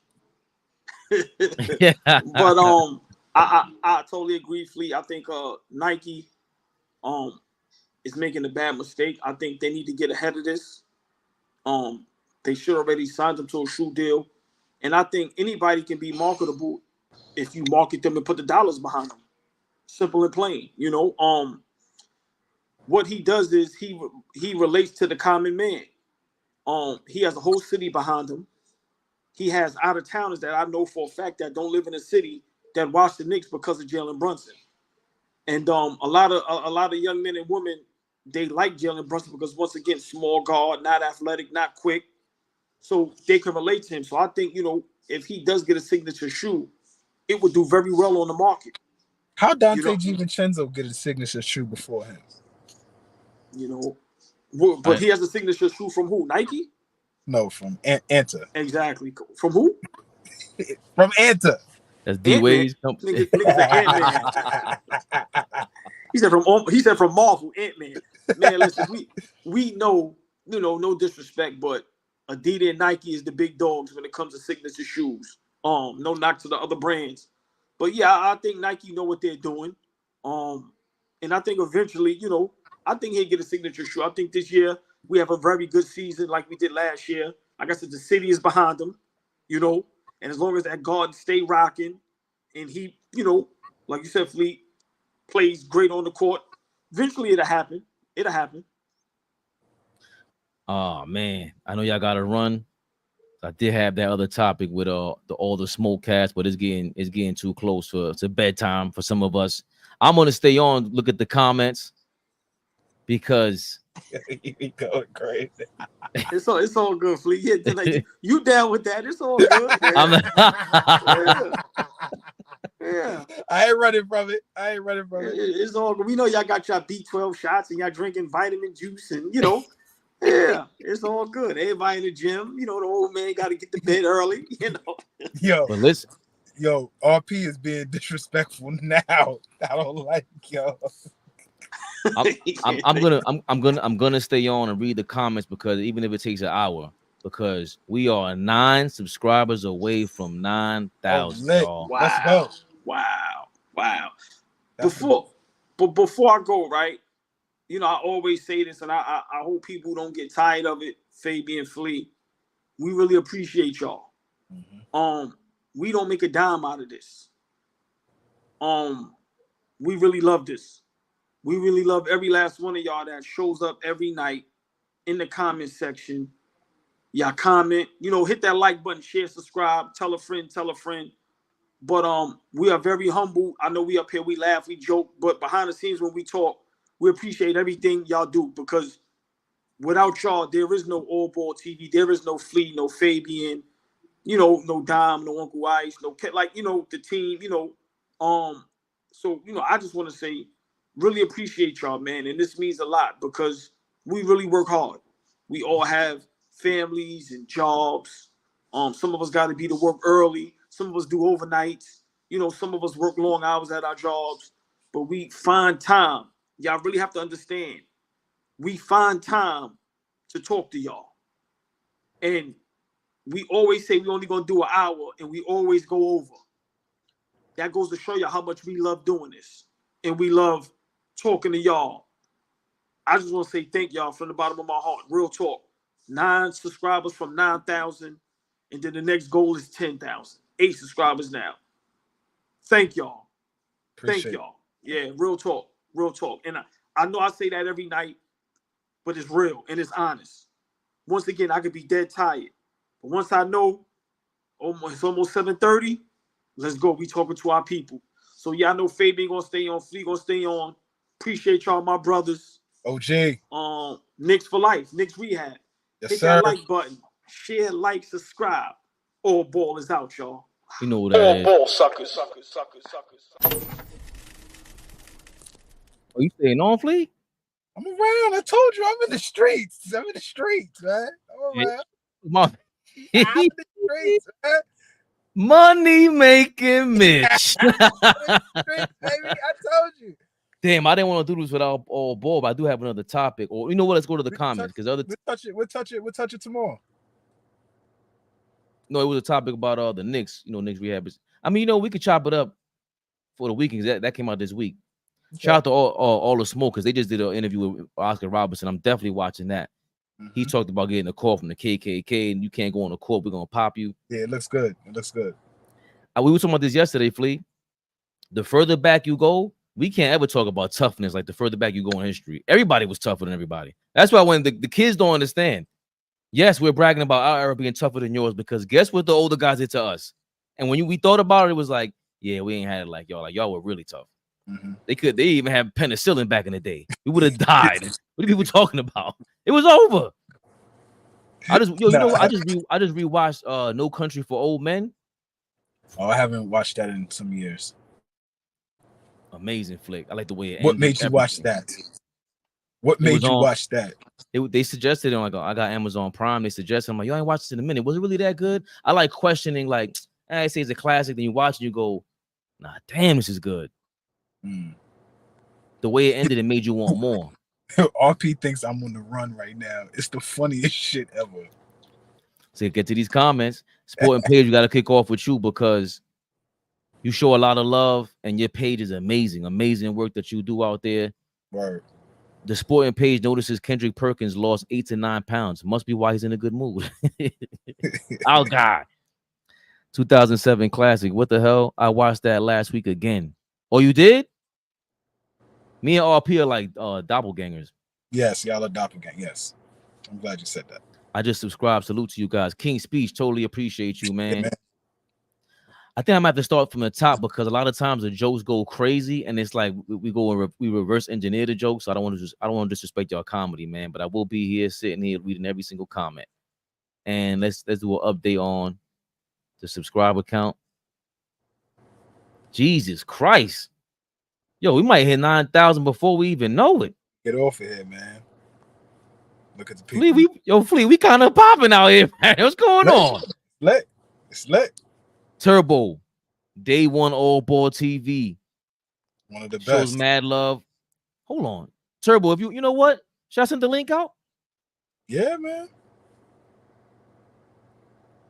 You heard it here first. The link is in the comments. We want to celebrate this 9,000 with y'all, man. The link is in the comments. Click it. You better, if you don't want to show your face, you ain't got to show your face. You can cover the camera up. Don't be showing up here naked because you got a crush on somebody.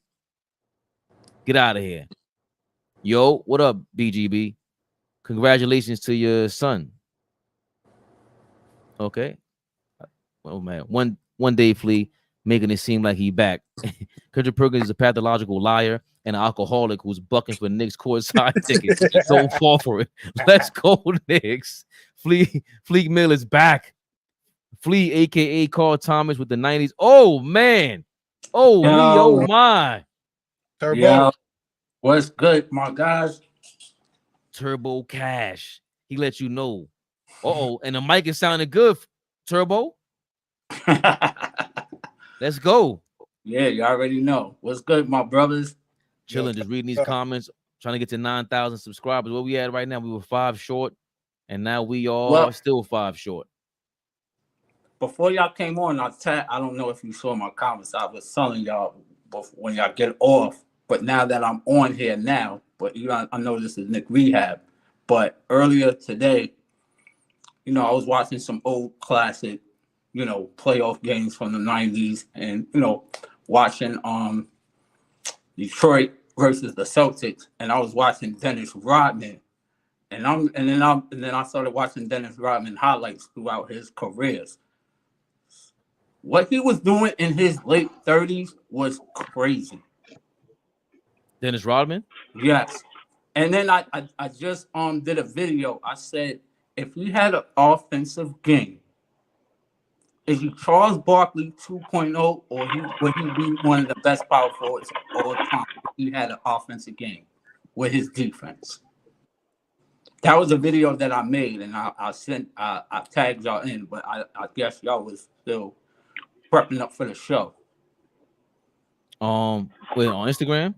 Yeah. I do like my real minute talk with Turbo, and I was just saying, let me talk about Dennis Rodman. I thought that would have been I'm like, if he had an offensive game, being that he won the rebounding title for like 100 years, like 7 to 8 times, I'm like, he would have been better than Charles Barkley if he had an offensive game. Rodman could score. He just wasn't asked to. But I know, but that's what I'm saying. If he had that offensive game, like if he was, able to have that offense, would he be better than Charles Barkley? Because Barkley Barkley didn't play Barkley defense. couldn't guard a card he put in front of him. But for that time period, Barkley was crazy, bro. Oh, I know. I'm a Charles Barkley fan. I mean, both of them were rebounding monster Kings. machines. Yeah. We can't take away from Charles, but like I said, Charles Barkley is one of my top 5 power forwards of all time. But to see how Rodman played defense when he was with Detroit and guarding people in all positions was just like, whoa. Fish, you in the building, man. And we got a King speech roll. Anytime you feel like chiming in, jump right in. Yeah. I'm one of the one to just subscribe. Really appreciate you, bro. We're on the way to 9,000. Yeah, man. The fact you even show us love like this is amazing, man. What's going on? Yeah, man. Just excited for the season, man. Pumped up. Training camp starts up this later this month. Man, this is like the most excited I've been since '92. Like I felt '92 was the start of something special, right? You know, we won getting the conference final that year. The Charles Smith, the Charles Smith, you know that was the era. 93. The '93. I remember. I watched that. Yeah, man. '92. Like we had just taken them to 7 games. Like, even though X-Men left, we had to trade Mark Jackson. That was we had to trade Mark Jackson to get. I'm sorry. Go ahead. No, we had to trade Mark Jackson to get Charles Smith, who, to replace X-Men. But I felt like we still had enough, Then we want to get Doc Rivers and then Harper the next year. But in that era, we was always one piece away. That's the thing about Ewing, man. Like Ewing, you want to compare him to the other all-time greats. He is the only all-time great that never played with another Hall of Famer. In fact, he played with one, and you know what that was? Mo Cheeks. He played with Mo Cheeks in the '91 season, and we traded Ross Strickland away, which we never should have did, to him. So it was like we was always one piece away. Now I feel like we got everything. We just probably need to get a backup center, and nobody's seeing us. Not even Boston. I'm on this. Like I do not fear Boston at all, King Speech Road, do me a favor, just click out and come back in because it's kind of sounding fuzzy, and I got headphones on. And if you're gonna get to learn, you're gonna get to just tap that same link, come right back in. You get to learn. I'm big on the audio. Not a problem.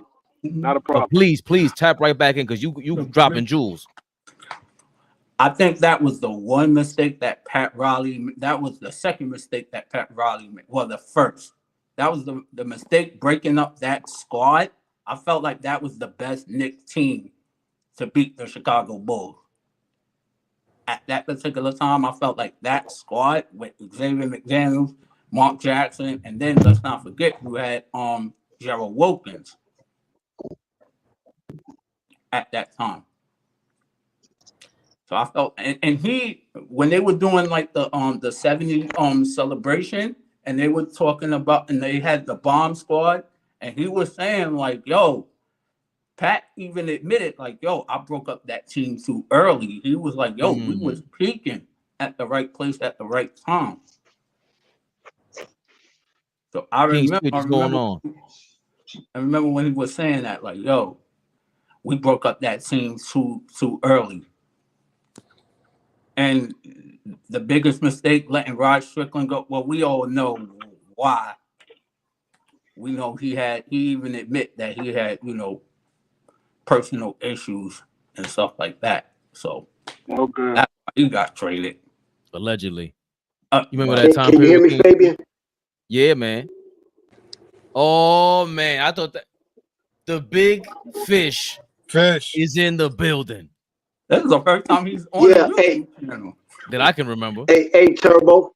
Hey, What Turbo. Robin didn't have an offensive game because he wasn't a ball player.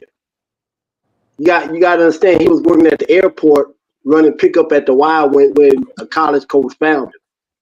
Yeah. No, I saw his story. I saw his story. But then you look at his college numbers though. He was close to 30, 10, and 10. Damn. You look at his college numbers, it wasn't like he couldn't score. He just chose to say, okay, we got this. Let me focus on this. That's what made him so amazing. Like, damn, just imagine if he could score, would he be Charles Barkley 2.0? Even better. That was all I was saying. That's all I was saying. Yeah, but I wouldn't have wanted him. I wouldn't have wanted him to just score, because it may have took away from his focus on rebounding and defense. Yeah, Robin was very smart. He knew how to make himself relevant, man. He was like probably a more better version of Oakley and those Michael Cage, Tyrone Hill. He was just such a great athlete. A missile to the he was a missile to the ball. Like he had like a heat-seeking missile on that ball coming off the board. So he was more to me. He was more Barry Bonds, Ted Williams. Like the way they said they could track a baseball and could see the spin. He could track a basketball and know where it was coming off the rim. Yep. A lot of guys couldn't do that.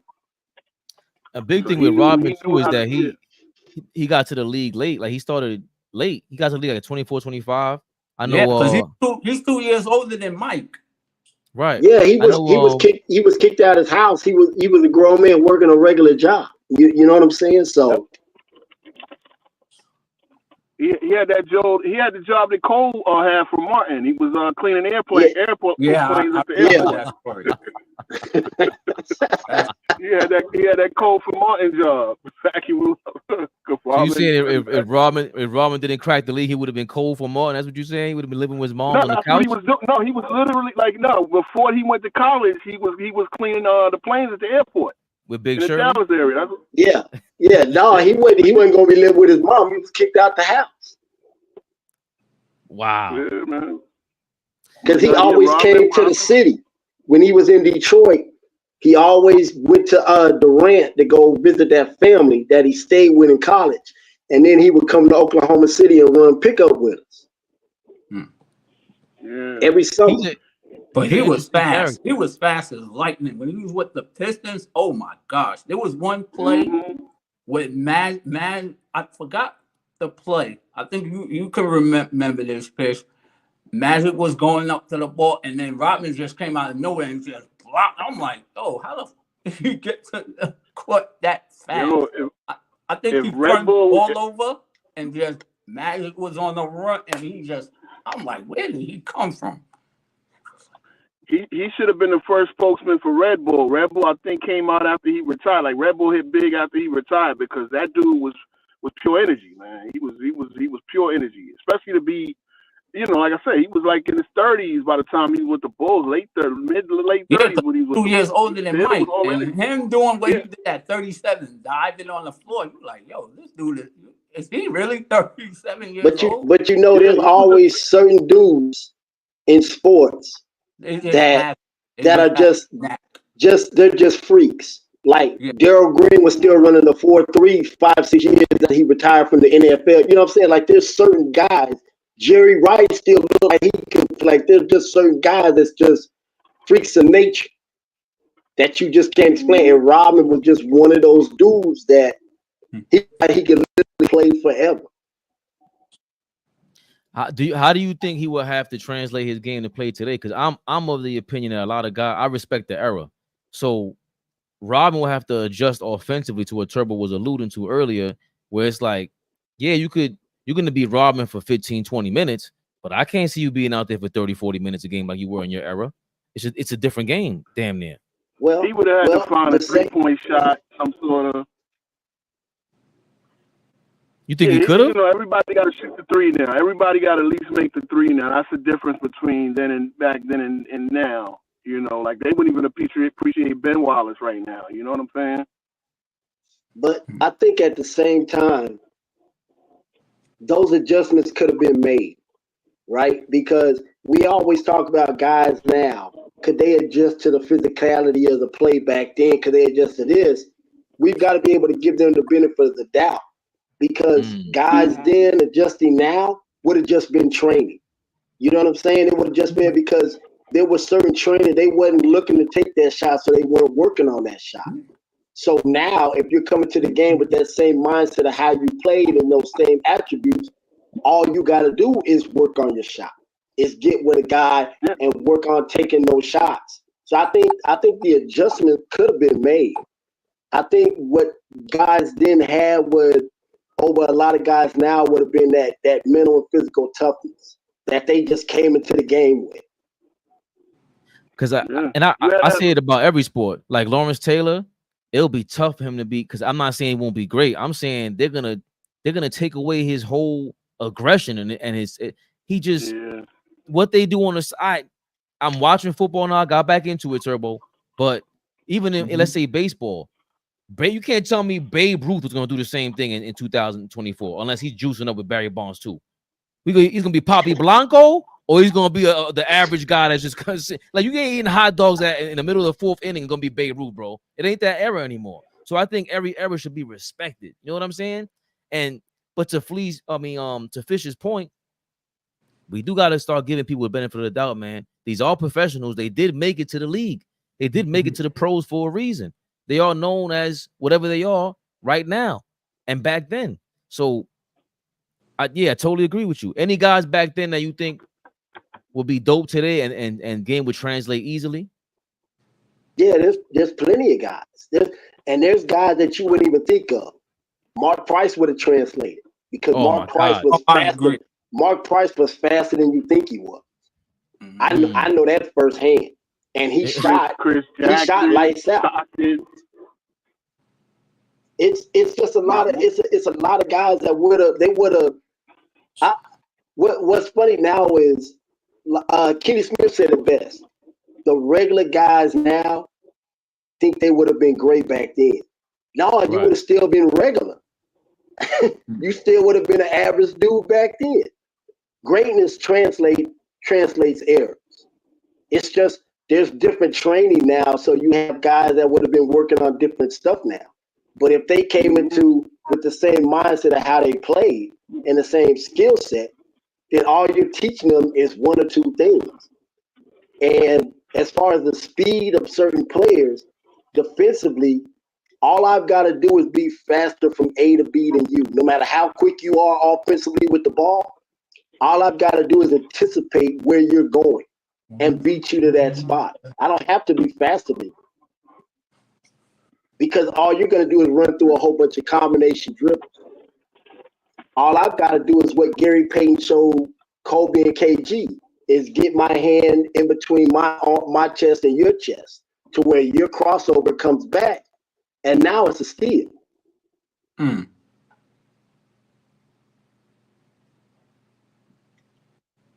Yeah, I totally agree.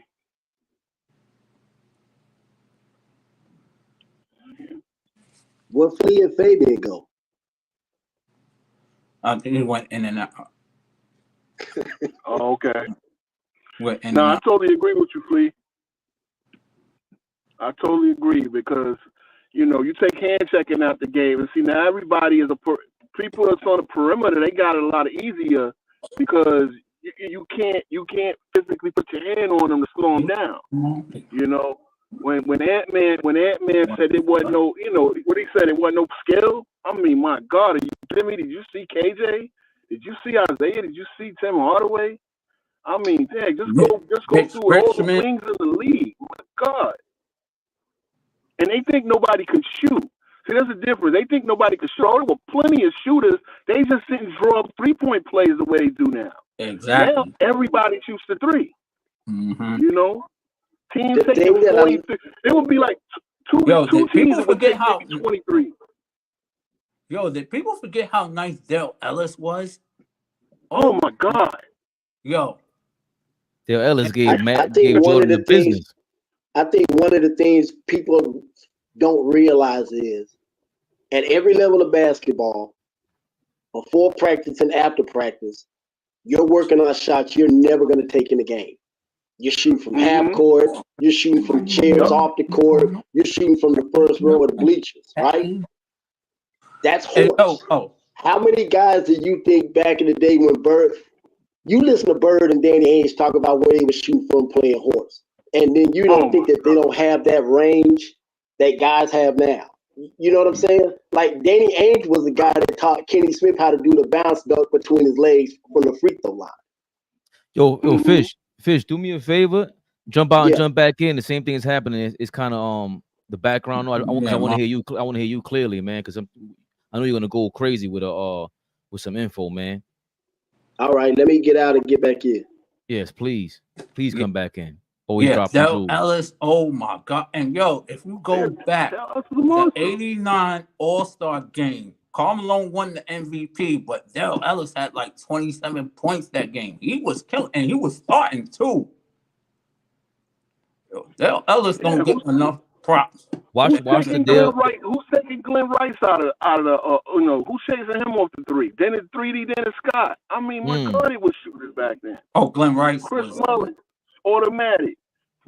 Petro. Now this is the thing that these young cats don't realize either, man. Petro. Oh yeah, he gave Jordan. Petro was automatic. He was on his way to be in the Nets. It was the Nets and the Knicks. It would have been, to me, if he didn't die, it would have been the Nets, the Knicks, and the Bulls for about a good 3-year period. Then Orlando would have came up with Shaq and Penny, but and the Hornets. Let's not forget about the Hornets. What speech, King? Do you think Petro would have been the number one option for the Nets, or was he already on the low? I think it would have been DC's team still. I think it would have been Coleman's team, but Petro would have been like that weapon. He would have been the clutch weapon they needed.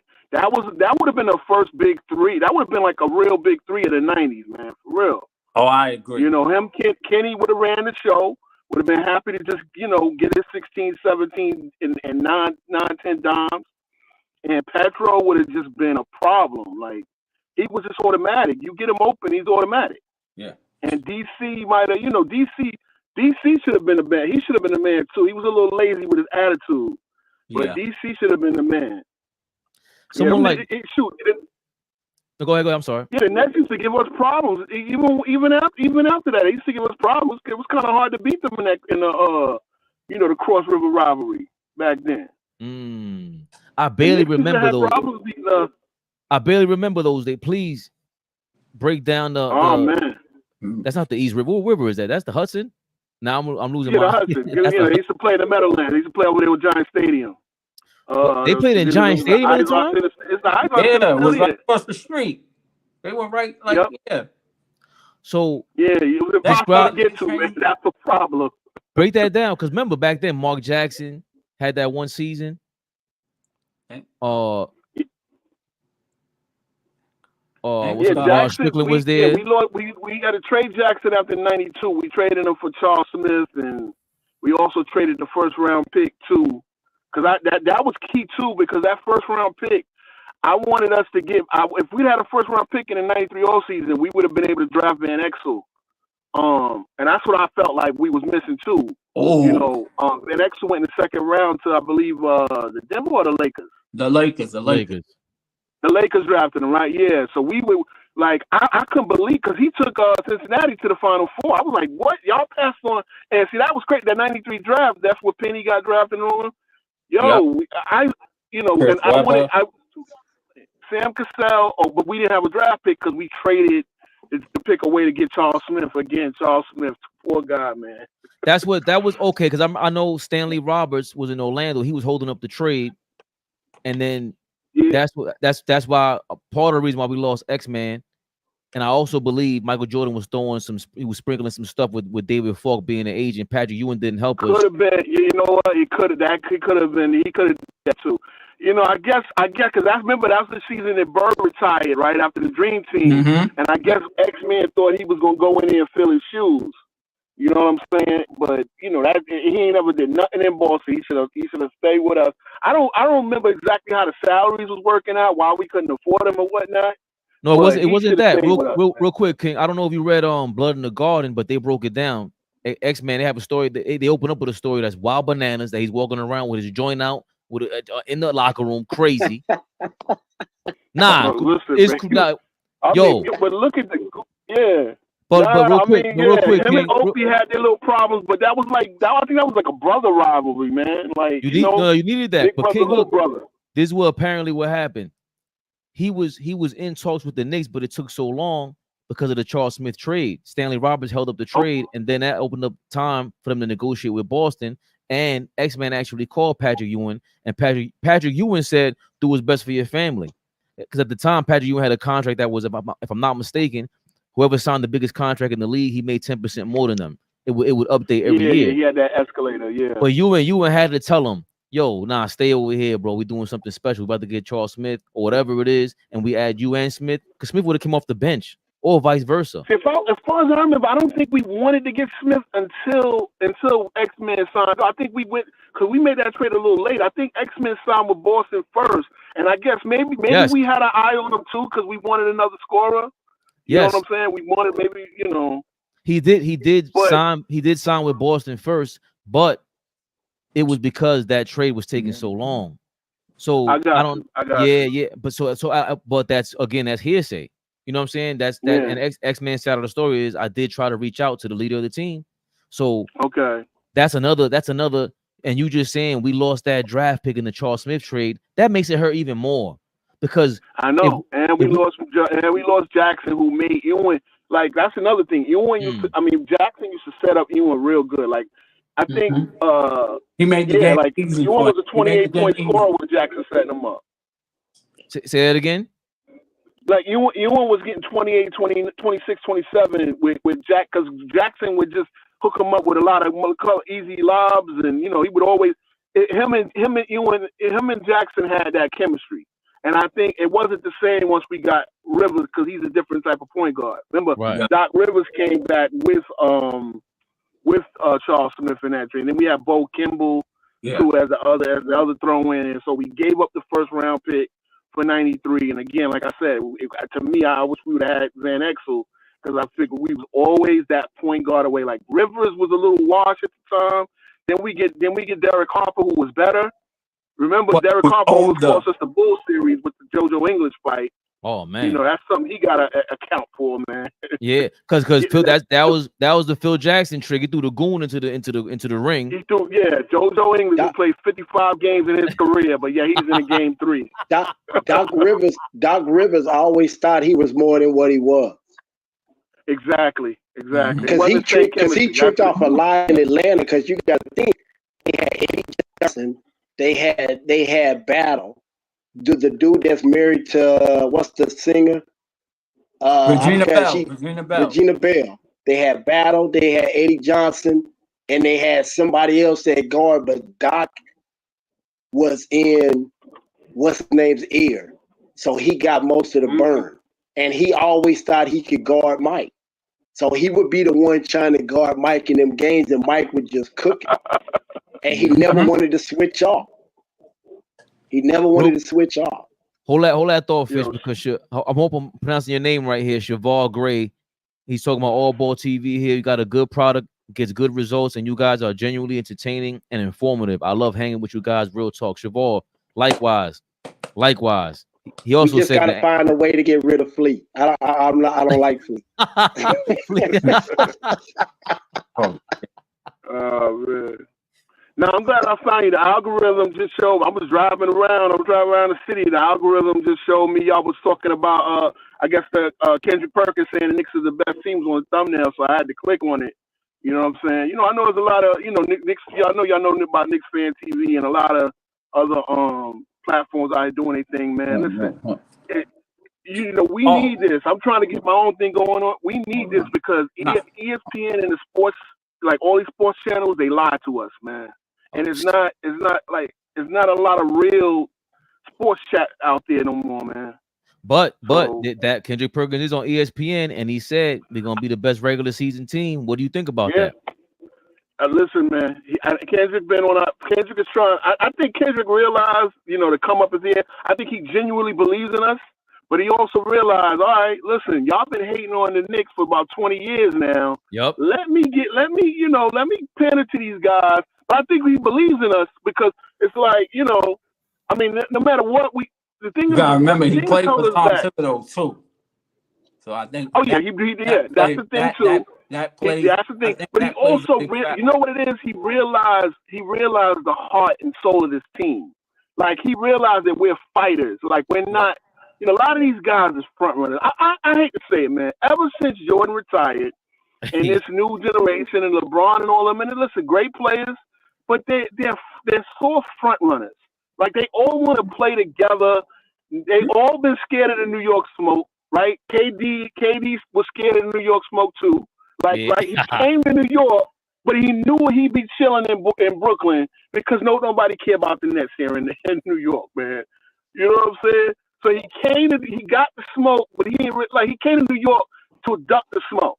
And I said the day that we went and signed Randall, I said, guess what? The Knicks will be better in about 3 years. The Nets will have a short window. They better win the championship now, but the Knicks will be better in 3 years because I believed in what Leon Rose and them was doing.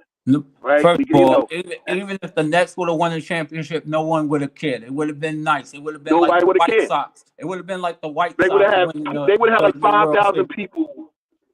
Matter of fact, where would they even held the ticker tape parade? Were they gonna do it in Broadway? They gonna do it somewhere in Brooklyn? Gotta do it in Brooklyn, right? This New York on New York slant is I don't like it.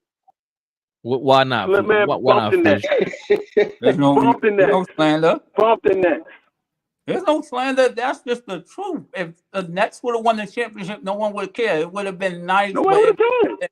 It would have been sweet if the Knicks win. It's gonna be a different vibe, just like the Cubs won. It was a different vibe. When the Cubs won the World Series, it was a different vibe.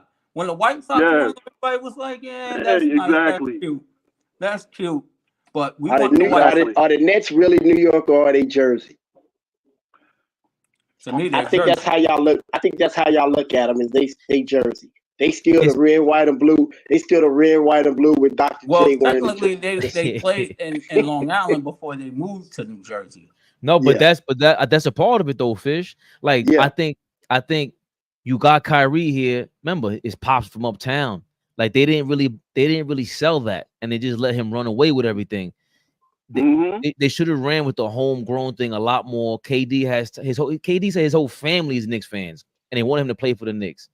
You should have ran into you should have like said that more instead of just saying we're irrelevant. They didn't know what they blew that opportunity, bro. That's a big blown opportunity. Exactly. It's Kyrie and KD at the end of the day, and they had Harden. They looked like the best team in the league at times. Now remember when they got here, they hired their own coach. They they would have never been able to do that stuff in MSG, and I think that was another reason why. Like, all right, we can do our own Pelé empowerment. Hire Steve Nash and then disrespect him. You hire a coach and then you don't let him coach. You disrespect him all day. It was a mess. You know, it was a mess. Then you bring in that was another. The next thing they messed up was the Harden trade. Don't you know they gave up the 3rd pick this year because of the Harden trade to Houston? They didn't get that. They got that. I think they got that back. No. This year, the Nets pick would have been the 3rd pick, and they got Reed Shepard. The Houston got Reed Shepard with the 3rd pick. Oh, okay. So they got. Okay, so the Nets got. Okay, good call, King. Because the Nets got this year the 2025 pick. That's why they're tanking for Yeah, they traded. They did some sort of trade. Yeah, they trying. So they trying to recoup. What they did from the last time when they traded that dumbass trade they made it with the Boston Celtics, right? Which mind you got the Celtics, Jason Tatum. See, you know what kills me? We say that the Carmelo trade messed us up, right? We only really gave away 1 pick in a pick swap, right? But the Brooklyn Nets, bro, do you realize that Dame Lillard was their pick? Like Portland got Dame Lillard with that pick. Remember they traded for Gerald Wallace to keep Darren Williams happy, right? They also gave away 2 picks to get Darren Williams. You saw what came out of that. Then they did the Boston trade with the old ass KG and Paul Pierce. Got nothing out of that. That wound up giving up Jason Tatum. The Jason Tatum pick was the Nets. Even Draymond Green was the Nets pick. Like they've given up so many trying to chase this big three. And remember, they traded Joe Johnson. They traded for Joe Johnson too. They traded for Joe Johnson. They gave up more. Like so now what they're trying to do is get the picks back. You know, but how serious could you take the Nets? How serious could you take them when the owner was that Russian dude that had no basketball knowledge and didn't bring basketball people in? He brings in Jay-Z, and all Jay-Z's looking to do is do marketing with another 40 in the thing. Like, how serious could you take them as businessmen anyway?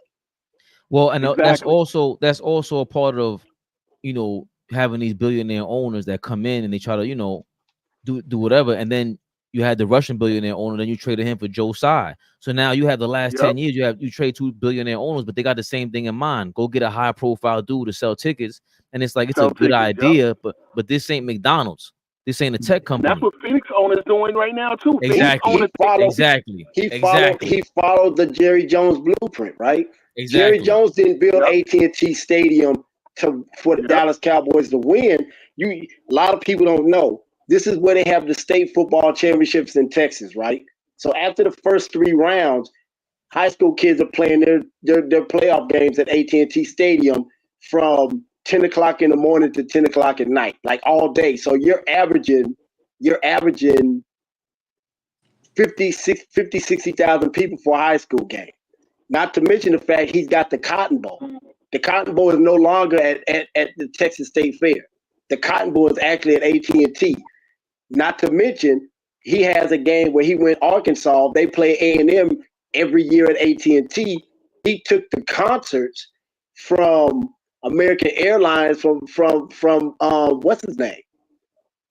He took it from American Airlines Arena where the Mavericks play to where now. Remember, the first concert at AT&T was a country concert. Then the next one was Beyonce and Jay-Z. He didn't build that stadium for the Cowboys. He built that stadium to make money, which is the same reason Barclays was built. Barclays wasn't built for the Nets to play basketball in. Yeah. Barclays does everything but play basketball. He followed Jerry Jones' marketing plan. Yeah. Now, see, look, you could do the marketing, but you got to have a basketball guy that you trust. And see, this is what Dolan finally did. He finally got a basketball guy that knows what they're doing. And look, it's Leon Rose, World Wide West, and, you know, that conglomerate that understands, got the coach they wanted, and let them build a team without all of the interference. You could do marketing, but winning, this is what's wrong with the Lakers right now. Jeannie is so up LeBron's behind with these BS records that the team that got horrible. Now you got 2 future Hall of Famers, but you can't put nothing around them. Yo, the Knicks are in such good shape. Don't you, like, everybody thinks we overpaid for OG. Like, OG is the only $40 million guy on the team right now. Unless we give Randall 40 plus. But guys are getting, Paul George got 52. Like, guys are getting 60. Bro, the cap is next year the cap is gonna be $200 million with the new NBC and all that. So Cash is gonna be starting at 60. So if you're getting all-stars and all the defensive caliber players for 40, that's a bargain. Like the OG deal, the Randall deal's already been a bargain. Like, a lot of cats don't realize Randall already took the pay cut so we could get Brunson in the first place.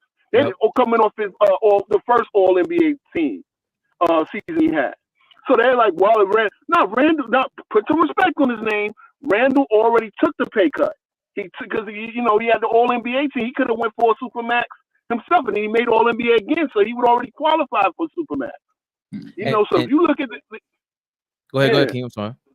If you look at the business of basketball, the money is about, bro. If you're in the NBA right now and you're a decent player, you are set.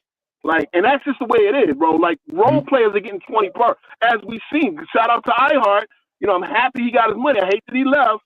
But you know what I said? I said, listen, we can make another iHeart. We made iHeart. See, the crazy part is these centers should realize, bro, iHeart was like a, backup for the Clippers, right? He came and played 2 seasons for Tibbs. Tibbs played him out there, put him in position to succeed.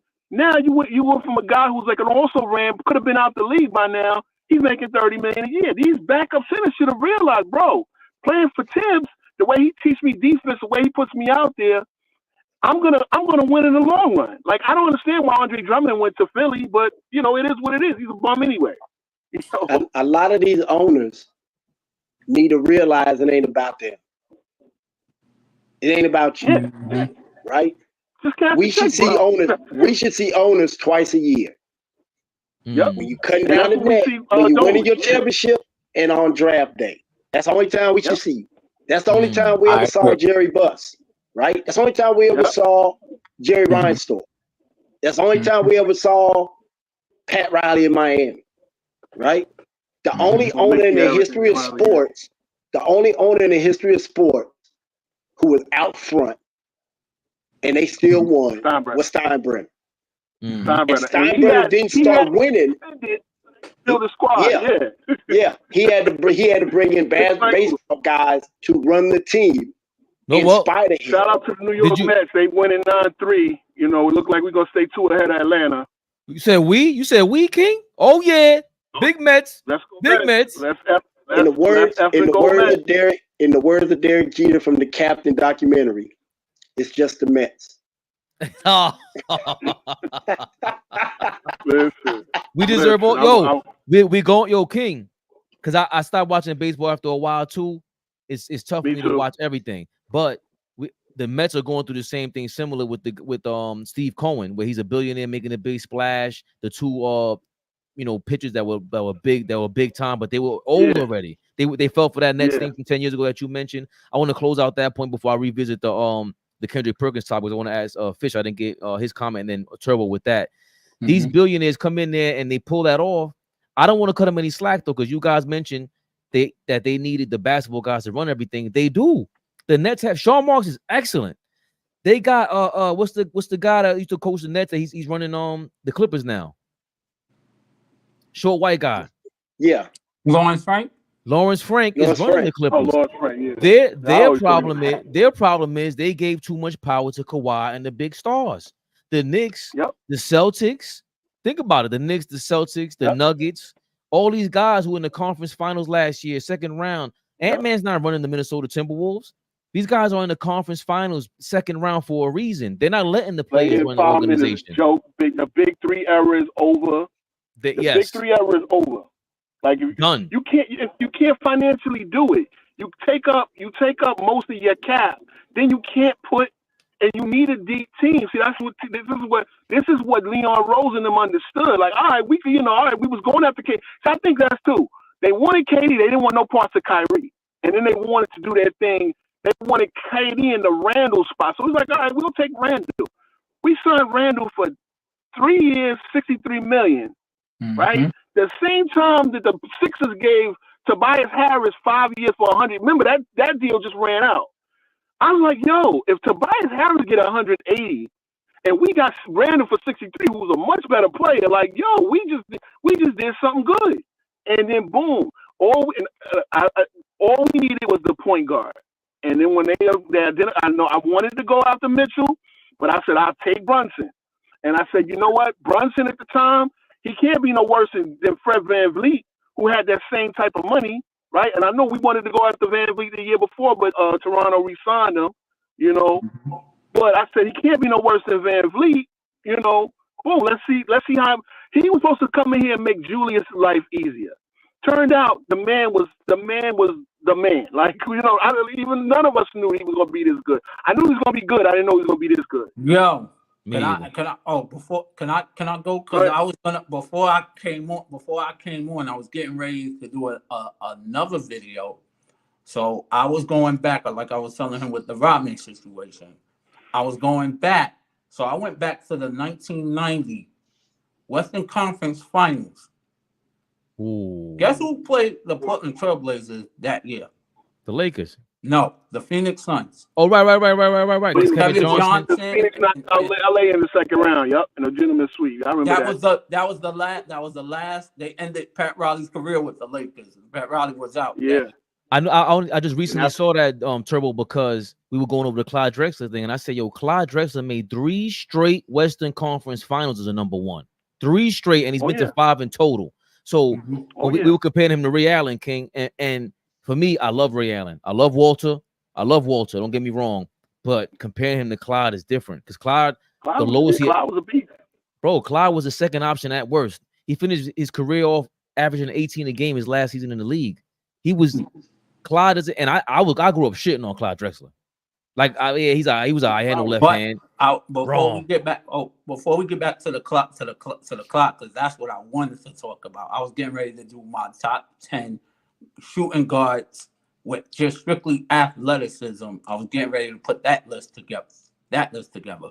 But I was saying about the Phoenix Suns, when I watched them and I watched the Knicks, they're very similar. And KJ and Brunson are pretty much the same, very similar, because nobody knew how good KJ was. People forget he was in Cleveland. He couldn't get no run because Mark Price. Yeah. And then Ron Harper, who everybody forgets how good Ron Harper was. That if he would have stayed healthy, who knew? He probably would have been Jordan's real rival. Yeah, I mean, KJ had the bounce. KJ was walking 18 and 11 assists, man. You know, only thing he didn't have was a long range jumper. He got traded in mid-season. They did that. He got traded in the mid-season. I was going back to the Phoenix Suns history. They didn't make the playoffs, but that when they got those pieces, their record was better after that trade. Even though they didn't make the playoffs, they had a better record. And then after that, they were on to the races. What's crazy about Clyde is that's Clyde's history. Like the three straight Western Conference Finals. Yeah. He did that in college. People forget. Oh, yeah. They lost to Carolina. They lost to Carolina to go to the national championship game to play Georgetown. Then they lost to Georgetown. Then they lost to NC State. He was in two championship games and a Final Four. Houston was in the Final Four 3 out of 4 years. So that's Clyde history is getting there, but not quite getting there. Mm-hmm. But I will say this. Clyde had the greatest dunk in college basketball history. I watched it. They played. Watch this. They played Louisville. That game they played Louisville, where they had like 25 dunks between them. Right? Clyde gets the ball on the break on the right side, and he goes up with one hand, and the guy contests. He brings it down to his waist and comes back up with two all in one motion while still in the air. That's crazy. Think about it. He went up with one hand and the guy contests. He brings it down and brings it back up with two while he's floating and punched on. It's crazy to see because he did it so quick. Not to mention he jumped over Andre Turner. Not to mention he jumped over Andre Turner at Memphis State. These young cats think nobody had bounce back then, man. They are out their mind, bro.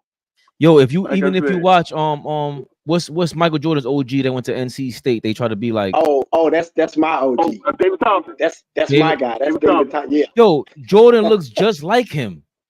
Jordan patterned and he was 6'4". David Thompson was 6'4". Couldn't palm the basketball, and could touch the top of the backboard.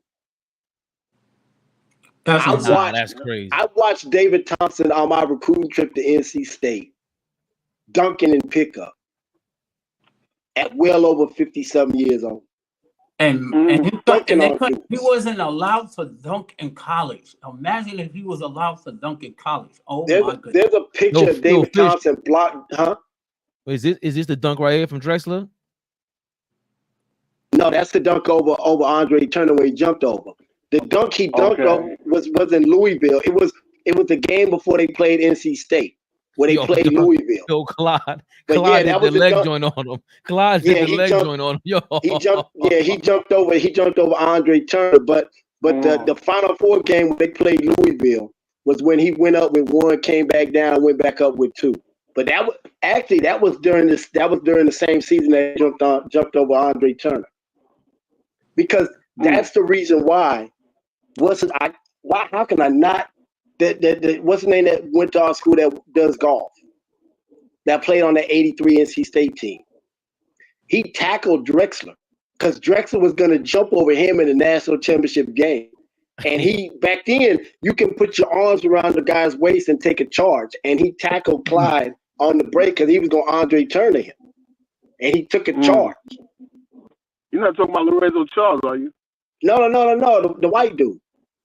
He Rest does in golf. peace to him. Rest in peace to Lorenzo Charles of Brooklyn. Rest in peace, Lorenzo Charles. Brooklyn, shout out Brooklyn Tech alumni. I'm a Brooklyn Tech alumni myself. My recruiting trip to state was Nate McMillan, and actually Nate McMillan and Lorenzo Charles. Okay. Lorenzo was in town, and Nate had just graduated from state because Nate played with Spud. Nate came out of JUCO like I did. Wow, that's crazy. That's crazy. I'm looking up the Clyde. It's a game right now with against Louisville. I'm trying to see it on YouTube. I think he dunked over Benny Anders or Larry Mishaw. But it's a regular clip they always show. Mm-hmm. I know what you're talking about. I know what you're talking about, Fish. I know what you're talking about. It's crazy to think that guy was thinking to do that. And yeah, here it is right here. This is it. No, this is Benny Anders dunking on Louisville.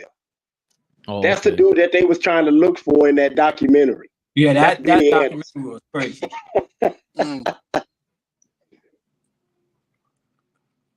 Fish, real quick, I gotta get the objective point of view. Kendrick Perkins says the Knicks are gonna be the best regular season team. What does the Big Fish think about that? I think it'll be close between them and Boston. Because the thing about Boston is Boston don't care what the New York Knicks do. Boston is playing for that history. The same as the Lakers are supposed to be. Boston ain't playing for nothing nobody else is playing for. They playing for another trophy in they rack. So those wins is based on that. And like I said in the comments, they've got legends in their building to remind them of that every game. Is that every day is you not playing to have the best record, you playing to put another trophy up there. So their mindset is different. So they could be the best team and not have either one of them could have be the best team during the season and not have the best record. Right. The power rankings. Can I jump in and rebut that? Of course. I think Boston got. And I agree with you on that, right? They're not going to go all out. Like they already did the 64 thing, right? They got the ring finally.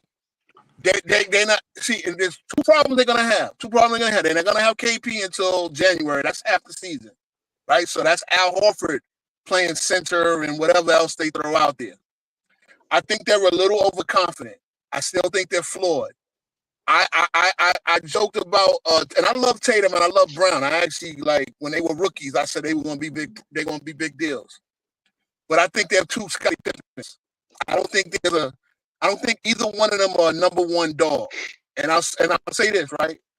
I think the whole city of Boston and the rest of the like national media is sleeping on the Knicks because they don't realize that the Knicks and Boston are like right there. Now, people are gonna say I'm crazy, right?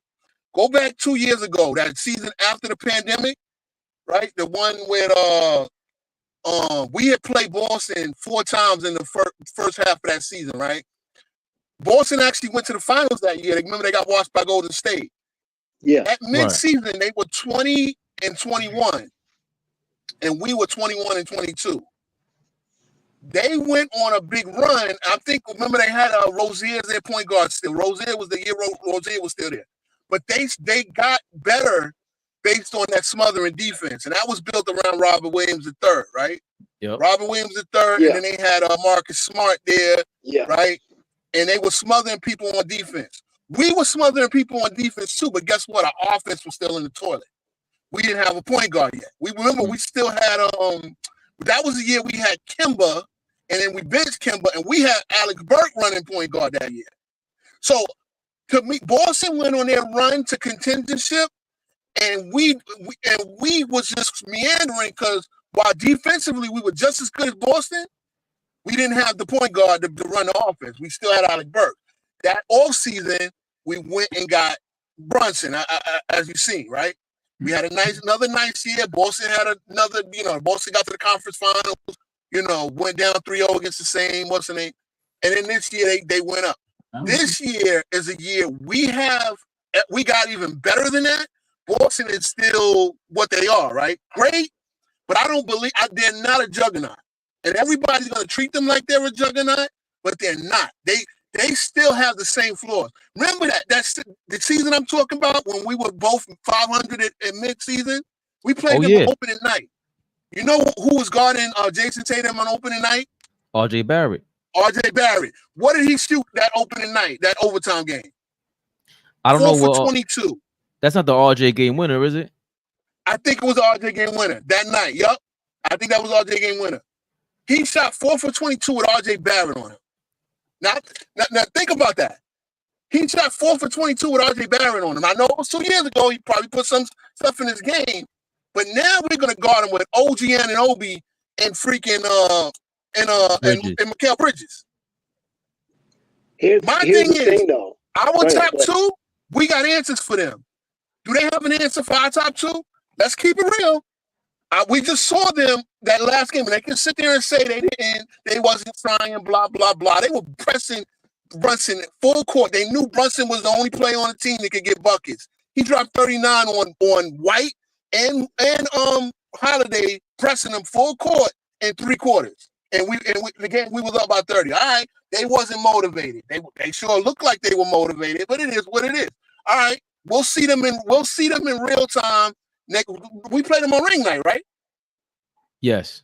Yeah. Oh yeah, I can't wait. I can't wait. Not surprised. I said, yo, Boston is gonna play the Knicks, Milwaukee, or Philly. They were gonna play one of those teams on that. They were gonna play either one of those 3. Yeah. Fish, I look at it like this. Fish. Before you reply, the only counter to that, King, is that Drew Holiday and Derek White guarding Brunson. Brunson shoots 42% against Drew Holiday and 34% against Derek White. That was alarming for me. Even though that last game when we lost everybody against Boston, Brunson was having his way with Jaylen Brown and everybody. This backcourt is dynamic. Defensively, it is, and I'll give them props. Remember those first 4 games though. Those first 4 games early last year before we made the OG. See, you got to look at us from when we traded OG. When we traded for OG, we were a different team. We only played them that one time. We played them 4 times before with RJ. And mind you, RJ, I think missed 2 of those games. Great point. So yeah, I don't think Holiday can. I don't think Holiday is 35 too. I don't think they have an answer. They also don't have an answer for Jew. They also do not have who do they have that can physically deal with Jew in a box? Well, Julius Randle has his way with them. The games exactly. Emmanuel quickly had his way with the Celtics. Thank you. We forgot. Remember, yeah, we remember that year we had 3 guys that dropped 30. Obi Toppin had 30, and Grimes had 30, and then what's the name had 38. Some of them, I think defensively backcourt, they're a little overrated. I mean, listen, they're still great. And that's the other problem. The other issue they have too, Mazzulla. I don't believe in Mazzulla. Ooh, I don't believe in Mazzulla at all. I think he's. No, go ahead. Finish up. I think he's over. I think he's over his head. The reason why they won the chip last year because everybody got hurt on their path, and then they were better than Dallas. But I don't think in a series, I think we got the clear advantage with Tibbs over Mazzulla. So go ahead, Fish. I look at it like this. I'm Boston, right? I just won a chip, right? I'm not looking in my rearview mirror. I don't care what moves you made. I don't care what y'all did 2 years ago. I don't care who you put on the court. You chasing us. We're not chasing a team. We're not chasing a team that lost in the second round. As a champion, that's what your mindset is. We chasing another trophy. You trying to get somewhere you ain't been in over 20 years. We chasing another trophy. We adding to our legacy. We don't care what y'all did.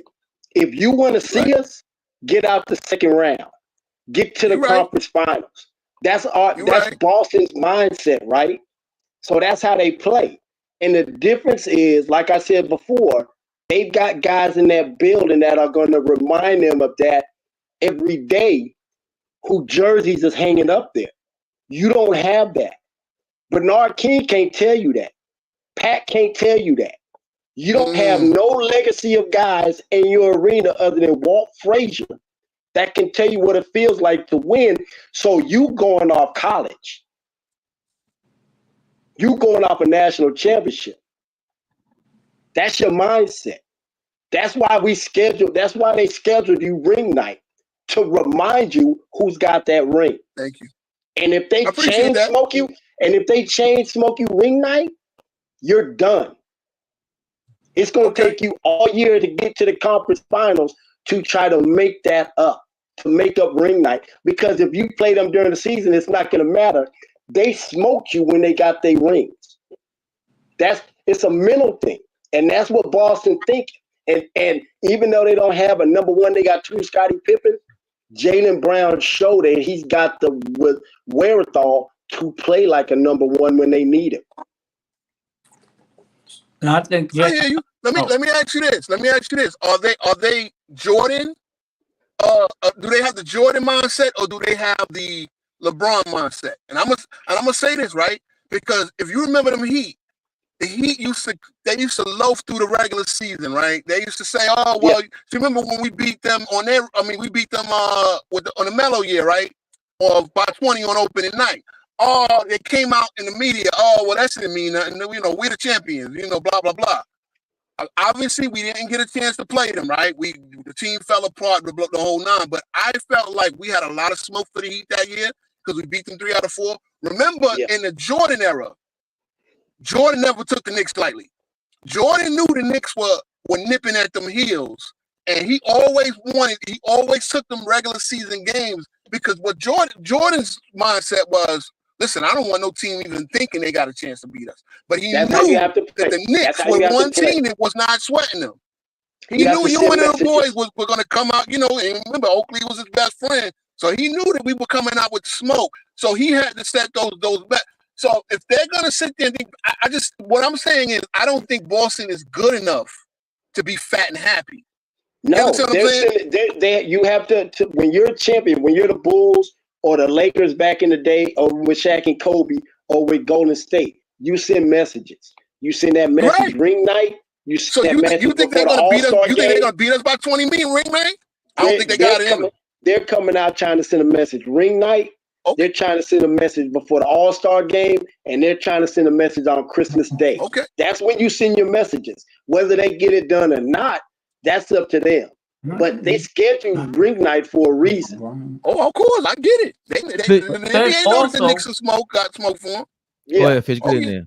I mean, go ahead, Turbo, get in there. Yeah. But then also, I think Jaylen Brown and I think Tatum is going to be even more motivated because Brown felt like he should have been on the all NBA. He felt very different. So I think he's going to be coming on a mission. I believe he's going to come on a mission. Boston 2 best players got Brown thought he should have been all NBA, right? Mm-hmm. Brown thought he should have been on the Olympic team, and Tatum thought he should have got run. So they got extra incentive to come out. Other than getting their rings, they got extra incentive. They got a whole season of chips on their shoulder to prove people who they really are. Because, like you said, they don't have a Michael Jordan. They got 2 Scottie Pippens. They hear that. Good. And then there's some people that think that them winning this championship was a fluke, but at the end of the day, it's not. It's in the book. Other teams got injured. You got to play who you got to play. Exactly, it's in the books. You can't take it away.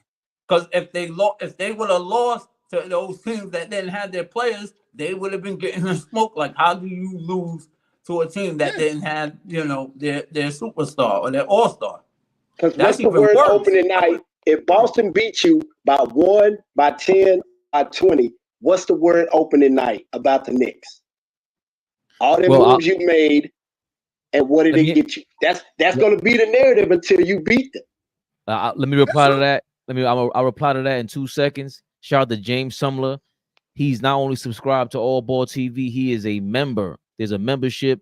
Please click onto that if you can. It shows, a way to contribute to us and keep us going, keep this thing alive. get people like King in the building and just talk this talk. I do believe though, Fish, or I don't believe in Jason Tatum. I think he got a pass. I think that passive. I like Jaylen Brown as far as a player being a dog. He gets better every year. I have a thing about players that get better every year. And they're fearless. He's the guy who got punked by Draymond. That whole team got punked by Draymond when they lost to the Celtics. But he's the guy who told Draymond on live TV, I learned from that. Like, we ain't scared this time. But I don't know if him trying to be the leader, unless they fully accept him, because Tatum to me, he's the lead. You guys can explain it better than me. Fish, you play ball. When your best player, if you were the best player, if you showing up with that laissez-faire in a big game like that, the Knicks, do you believe in Jason Tatum showing up and showing out? I think if this is last year, he shows up the way you saying it. But now he got publicly embarrassed this summer. Oh, yeah. Motivated. He got publicly embarrassed this summer on the Olympic team. Twice. Didn't play. Okay, hold on, Fish. So do you he just won an NBA Finals, and his number 2 got the MVP. And his number 2 got the Eastern Conference MVP. But here's my thing. What has Jason Tatum showed you to that when the spotlight is on, when that kind of the things that we consider motivational, what has he shown you in the past to really be motivated by all this? Because I don't see it. He showed me nothing in the past. But next year, he showed me nothing in the past, because I've been tough on him. But next year is a different year. This year is a new year with new issues. I'm gonna say this, Fish. He gonna have to wait till they play Golden State and the Lakers to take his frustration out. Because opening night, he gonna see OG Anunoby and Mikal Bridges, and it ain't gonna be easy. He gonna see, and mind you, you're gonna have Mitch Robinson in the back. Like, it ain't gonna be easy. He gonna take it out on Kerr. Kerr's the one that bench you, right? And he bench you for LeBron. So you're gonna have to wait till you get to play the Lakers and Golden State to go drop 50 on them. You ain't getting 50 on us. If you get 50, you're gonna take 90 shots. You got nobody on your team that's been in an arena on ring night. And now you going to Boston. Hold on. And you going to Boston. That's different. We want the smoke, bro. I think what? Look, don't forget these Nova boys. And you see, a lot of people don't count the NCAA champions. It's not like the Nova boys don't know what it means to win champions. Remember, they beat North Carolina. Okay. Then they beat who they beat in the second championship? You beat North Carolina on a neutral court. You didn't go into Chapel Hill and beat North Carolina. You think our boys scared of Boston? Hold on. You think we're scared of Boston? I don't think you're scared of Boston. I think this is a different adrenaline rush that you ain't been through before. This different. Remember what we was talking about the other day, Fabian, about three-point shootout, and they was telling me all these other names, and I said, yeah, but it's different when Bird walk in that locker room. You can be Klay Thompson, but it's different when Bird walk in that locker room. How different was it at the top 75 when Mike walked on that court?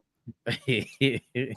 It's different when you walk into Boston on ring night and you walking past dudes that you've seen on ESPN Classic sitting courtside. It's different when them lights go out and you see 20-some-odd championship banners hanging up. You can hold it in all you want, but you've never been in that situation. Nobody in your organization, nobody has been in that situation except Tibbs for a ring night, and he can't tell you how to react. He can't tell you how to react if they come out and hit their first 6, 7, 8 shots in a row, and you struggling, and now your heart racing. I got another rebuttal. You got Jew who's motivated. Julius who's motivated. He's king rebuttal. That's it. Yes. You got Brunson who just got the captaincy. You got Mikal who's ready. Then we come off the bench. We got Hart who's ready to. We got Devo who's mad that he's coming off the bench. So you already know he's locked in. I'm just saying. You got OG who just got his bag. You got Mitch who's ready to prove that he can stay healthy. I'm just saying. Like, I get what you mean though. It's ring night. We never experienced it. I'll put it this in the term from the movie Juice. Y'all local. Okay. Yo, Fish out there. Listen, another thing that you ain't talking about, that Boston bench don't want to see us. What bench? What bench? Where's your bench at? Our bench is all hard. You're right. I was looking at a Celtics pay. They was hyping up that bench. Like, who I recognize what's the big man? Because they're gonna have to start Horford. But what's the other big man? Xavier Tillman? No, it's a white boy. I think he shoots. It's a white You boy. talking about The other center. the guard of the big guard. Pritchard, I recognize. It's different. It's different because of this. When you put on that green and white jersey on that night and you coming off the bench, you different. You get a different energy from that crowd. The same energy y'all got from MSG every night y'all played at home, I feel you. multiply that times 10. When you walk in that gym, it's gonna be a buzz. You think some Knicks fan gonna get some tickets that night? You think there's about 3,000 of us in the building? Nah, you ain't getting none. I'm just saying. It's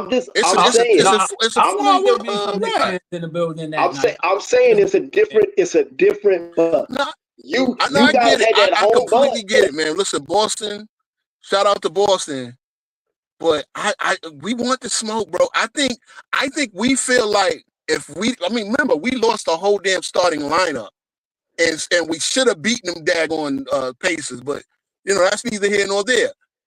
I think we're more motivated than they are. I know what you're saying. I think we're more motivated, and I think we're a better team. Right off the bat, we're gonna be, because they don't have. Remember, KP is our killer. Porzingis is the one who gives us fits. They ain't gonna have him. Hey, I'm a Celtic fan. I grew up a Laker fan, so I hate Boston. But I was in Boston one of those playoff games when the year they beat Kobe in the finals. I know what that buzz feel like. I know what that playoff buzz feel like. Different roster. It doesn't matter. That was different. Remember, and that was Tim making that team better than It's a that was a different roster. but KG and them guys were. Hold on, it's not the roster. It's the crowd. It's the energy from the crowd. It's not the roster. It's not the roster. The energy from the crowd the same. Hey, Fish, just to counter that point real quick. This is the perks, no pun intended. These are the perks of having a sleaze ball owner. You forget who James Dolan is. Billionaire sleaze ball might buy a whole section out over there in Boston Garden, whatever bank, whatever it's called. To counter that, you better be glad that Red is no longer the owner of the GM of the Celtics, because you know how he used to do Magic. He used to take out some of that 8 pounds of air of the ball because Magic liked to pound it. So he used to take out some of that's another thing, Fish. The Celtics are going through a ownership transition. They're trying to sell the team.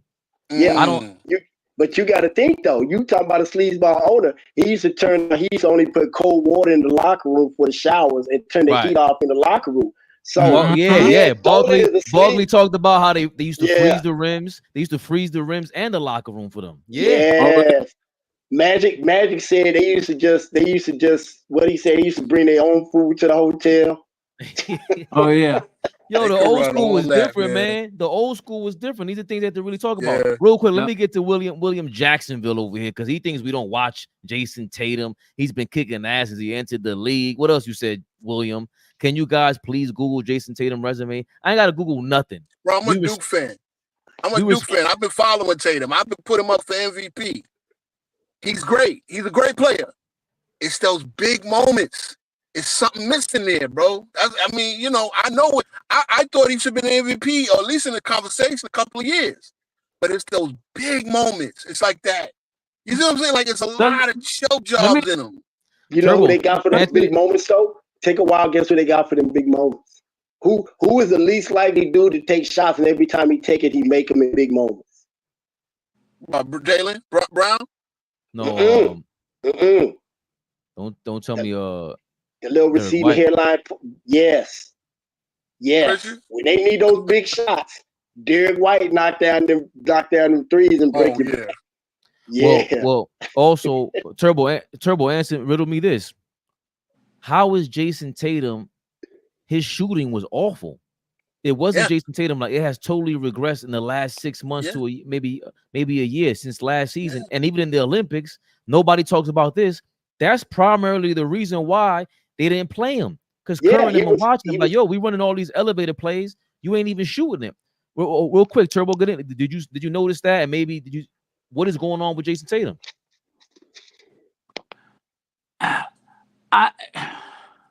You know what? When I watch Tatum, as talent, there's something that's missing. I don't know what it is.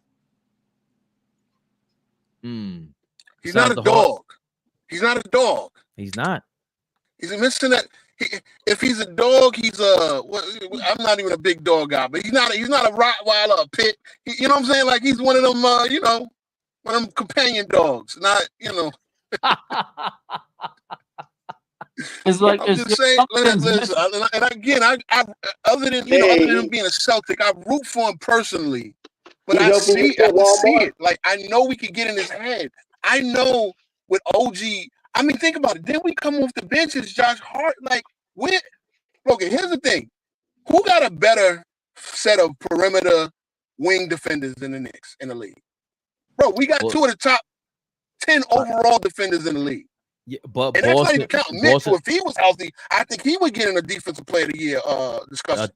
1,000,000%. The Knicks are up there. Boston's up there. The Minnesota Timberwolves, and I think this year the Orlando Magic.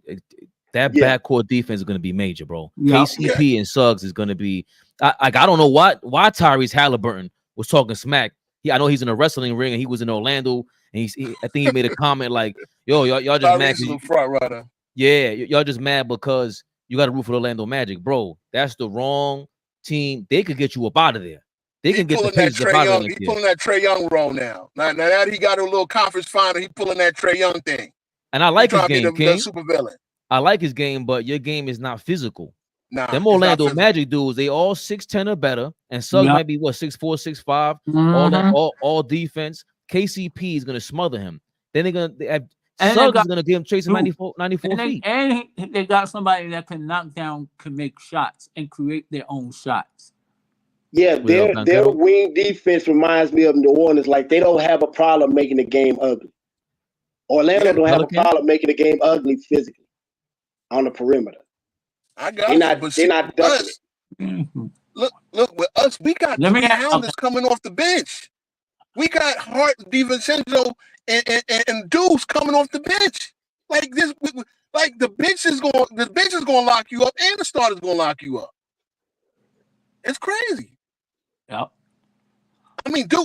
People forget Deuce was giving Steph Curry when we played the Golden State. Steph could not get his shot off with Deuce on him. Deuce, to me, oh my God, Deuce might be the best point guard defender. Because I remember when we drafted Deuce the year after Trae Young did what he did to us. And when we drafted Deuce and Grimes that year, I said Trae Young will never go off on the Knicks again. Go look at the Trae Young numbers since it had to happen. Was he on the team? Was he on the team when Steph came to New York and cooked him? I don't think so. Was he on the team? Was he on the team with Steph? Because it was late in the season. Was he on the team when Steph came through New York and cooked him in the Garden? Nah. That was before his rookie year. I'm telling you, bro. There's no guard in the league that's going to have an easy time against us. I'm talking about last year. Steph came to the Garden last year. Cooked it. Steph about what he dropped, Fabian, 40 something. When Steph came to the Garden? Yeah, he came to the Garden late last season and cooked. Second half of the season, remember, because he struggled first half. Did we have Brunson that night? I know we probably didn't have OG. No, you had your team.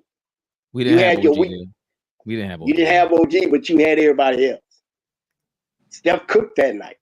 Steph cooked us? Listen, I remember head-to-head against the last 2 years. I remember we went not last year, the year before. We went to go to state and beat them by damn near 50. And I think they had everybody that night. I think the Knicks won that game that night. That was, I know we beat them in Golden State. I'm looking it up right now. We definitely beat them in Golden State. At Golden State, we beat them. Listen, Deuce is a problem, bro. If scouts know that Deuce is a problem, I think a lot of teams gonna be off, gonna be knocking on Leon Rose's door, especially if I send a problem. But a lot of Deuce is a problem. And then when they realize that he could actually run the point and probably be your sixth man or your backup point guard. But honestly, I don't even want to trade him. I wouldn't trade him for. There's no big man that's available that I would trade Deuce for. Do something else. Give another one of them down the road picks. I want to keep Deuce on the squad. So I think the game. I think the game. A lot of scouts love Deuce. I think the game. Deuce is straight up like white on rice on point guards. I think the game Fish is talking about was the February 29th game. Where Golden State beat us by 11. They were in the Garden. Steph had 31, 11, and 1. And he did good. I mean, he shot 11 to 26. 11 26, 8 to 18. Hey, Right. Fabian, who was the guy in the comments that said we need to pay attention to Tatum. Jack Tatum? This is William Jacksonville. He needs to understand. I went to State. I did my thing at State, so I don't like anything Blue Devil. So it was hard for me to praise Jason Tatum. It's hard, huh? You said what? I'm a Duke fan. I'm a Dookie all the way. But my condolences.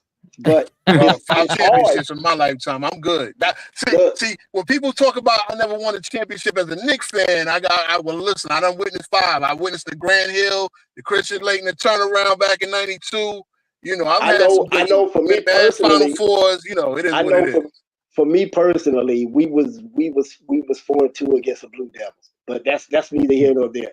See, the thing was because you got to understand where I'm from is where Brandon Ingram is from. So we don't talk a lot because he was a Blue Devil. So I got no problem. I got no problem shaking. He's spurring Ron Williams to go to Duke. Yeah, well, he didn't go. He went there. You can thank Sean McCants for him going there. That's the only reason why he went. So he had a beef with Sean McCants? No, McCants was snitching on with the grade thing. Oh yeah. You're right about that. They talk about he was going to go on probation. Yeah. I remember that. And Stack was his mentor. Stack was the mentor. I know Stack. Yeah, so you from Kinston. Yeah. My high school teammates were his older brother Tony Dawson and my cousin Charles Shackelford. That was our big team. Okay. So it's hard. So it's hard for me to sit there and give any Blue Devil player any praise. So me giving Jada Tatum praise is tough. I had to come back with some backlash on. So here's Jason Tatum's stats or accolades.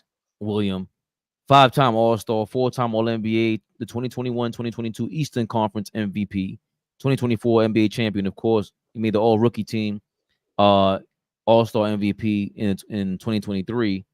He did finish 3rd his rookie year behind Donovan Mitchell and Ben Simmons, which should we knock him for that? Because Ben Simmons was amazing.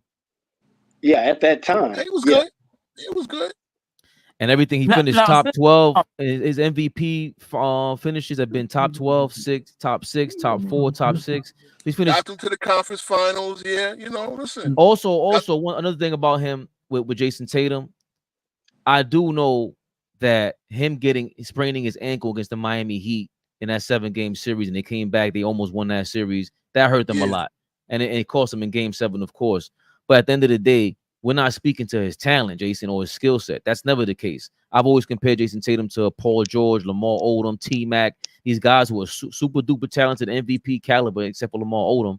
But something's missing. Something's missing with Jason Tatum, and it's always been the case. He settles for too many shots. But can I give a boxing analogy? He got light skin tendencies. Can I get a boxing analogy? I think he's like the Anthony Joshua of NBA. Like in that class, but just not the baddest man on the planet. Not just yet. He again, look. He won a chip. But he didn't. You understand what I'm saying? Like I think, and again, he's gonna have that chip on his shoulder, especially after what happened to him in the. Because look, if he wasn't Anthony, look, if he wasn't that guy, should he been benched in the Olympics? Right. And look, I'm so glad that none of our Knicks had anything to do with that. I think Boston, They're gonna also be a little fatigued. The 3 guys playing in the playing out there. I think that again, I'm glad because I think we're gonna be focused on. I think we're gonna get the 1 seed, just because Boston is not gonna chase it, right? Yeah, Boston's probably gonna win 56 games. I got us winning over 60. So just the fact that we go hard for every game, we're so deep. You understand what I'm saying? The one thing, obviously, the one thing that can set us back is a Mitch injury because we don't have that starter to step in when he's out. You know what I'm saying? Like, I think we could piece together the minutes, but we're gonna need that. Like, unless Sims is ready to take a leap to at least be serviceable. Oh dear, you lucky Flea's not on here, King. Two Oh my things. God.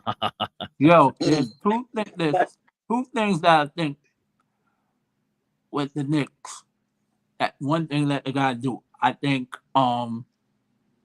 Brunson needs to play no more than 35 minutes. I don't think he should be playing over 40. I don't think that's gonna happen. Yeah. I think his minutes have to cut down. I think his minutes has to cut down. Yeah, it's about 30, 35. And guess what? He should also miss about 10 games, right? See, that's the thing of getting colic and getting colic, getting pain, and getting and Deuce stepping up into the role. That we can, we don't have to force them in there, right? Because we need them to win certain games. Yeah. So we could give him a night off, give him about 10 to 11 nights off, when he's got a little nick And or he something. doesn't have to go crazy to score 30 for y'all to win. Yeah. He can just play normal. One of the things. Yeah, I would love to see him sit against a Charlotte or sit against the Net, a couple of Nets games. Like we ain't gonna need him that night. You know what I'm saying? Right. Let Deuce come No. out and That's not when you sit him. That's not when you sit him. Okay. That's not when you sit him. You sit because Phil used to do this. Pop did this. Riley did this. Kerr did this a couple years ago when they had Poole. Was he sat his starting 5 for like 3 games and let those guys play and get their feet wet. He sat he would DNP Curry, Draymond, and he would DNP everybody except Looney. You got to, because you don't wish injuries, but you got to prepare. You don't wish guys struggling, having an off year, but you got to prepare. So you got to be able to play guys in big moments that during the season to see where they're at, even if you may not need them, you don't know. Because you remember the Bulls in the finals when they came back against was it LA or Portland? I think it was LA. When they came back, it was Jordan, it was Stacey King, it was Scott Williams, it was and 2 other random guys on the court with. When they made that comeback, you got to find out where you stand with certain guys because you don't know what could happen, and you got to play the most random guy.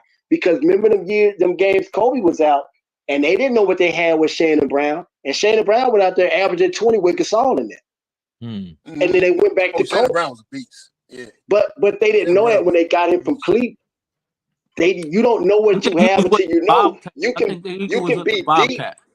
You can be deep all day, but you got to have continuity with all of those guys, no matter who sits out, no matter who's hurt. So you got to do that early in the season. That's why you got to do that against good teams. That's why for me, Fish, I say the most pressure is not on the players, it's on Tibbs. You got to figure that out. Tibbs gonna figure it out. And again, he got good problems, man. We don't have a wasted roster spot. You know what I'm saying? We don't have that one wasted roster spot. Excellent point. Yep. And I want to ask Chris something because we was talking about Tatum being behind who you just said. You said Mitchell and Ben Simmons. And y'all both can chime in. Is Ben Simmons one of the most disappointing #1 overall picks? He can't be a bust because he's already been an all-star. He's already got some accolades. So is he the most disappointing #1 player? Based on expectations, yes, because I saw people out loud saying he was new Magic. And, that fall from grace is crazy. I mean, We got a guy that could have basically put his team in a conference finals if he dunked the damn ball, and he didn't. You know, the injury. I mean, listen, and I'll be look. Remember, you see how we got the beef for Clutch Sports? Rich Paul gave that man advice to sit out because Philly was treating him bad, right? And what has happened? See, understand something. And then you know, I know Fitz, you probably know this. When you play, like, you cannot just sit out healthy and think you're gonna get it back, right? You can't sit out and think it's gonna come back, because he came back with really no workout, tried to ramp it up at the end of that season, and that's what he made his back situation even worse. You can't just sit and think you could just get back on the court. And that was just horrible advice. Even though he got his contract, like, is there something really wrong with that bat? Listen, he still got all of the requisite talent. He's still great on defense when he's healthy. He's still got the court vision. It's the fact that he has no offensive game, no jump shot, nothing. I mean, look, we done seen Mitch in the gym hitting 3-pointers. We saw Mitch in the gym hitting 3-pointers. Like, Ben Simmons don't even got that. Like, he can't even do it in the you know, the practice gym. It's something is really, I just don't get it. Yeah. So as far as expectations, it probably might. I mean, like, even Markelle Fultz, his situation. You know, his was his different, situation, but nobody really said he was going to be that guy. They just said he was going to be a good number one pick. He was going to, like, he had a lot of those requisite skills, but nobody thought he was going to be, you know, comparable to a legend like Magic. I'm with you. I would say this. Normally when they call a guy a bust, his numbers don't match it the way he was drafted. That don't mean he wasn't a good player. Like, they call Kwame Brown a bust. Kwame Brown played hard every night. If it wasn't there, it just wasn't there. 10 years, so that's kind of hard. You know what I'm saying? They call Walton a bust because of injuries. They call Sam Bowie a bust because of injuries. Yeah. They call, you know what I'm saying? They call Greg Oden a bust because of injuries. I'll take a dude who plays hard, who may be a top 5 pick, it's just not there, but he plays hard, over a dude who just don't play like he give a fuck. Who's got the talent, who just don't put forth the effort and sit around and act like he's him. I'll take that other dude all day. I'll take Folks all day, because Folks never quit. Yeah. Certain dudes don't. We guard heavy, but he's out there. Because you can't, because everybody coming out. Here's a secret. Everybody in high school wasn't nice, right? No matter how many times they tell you on social media they was dropping 20. You know, the school yearbook don't say that.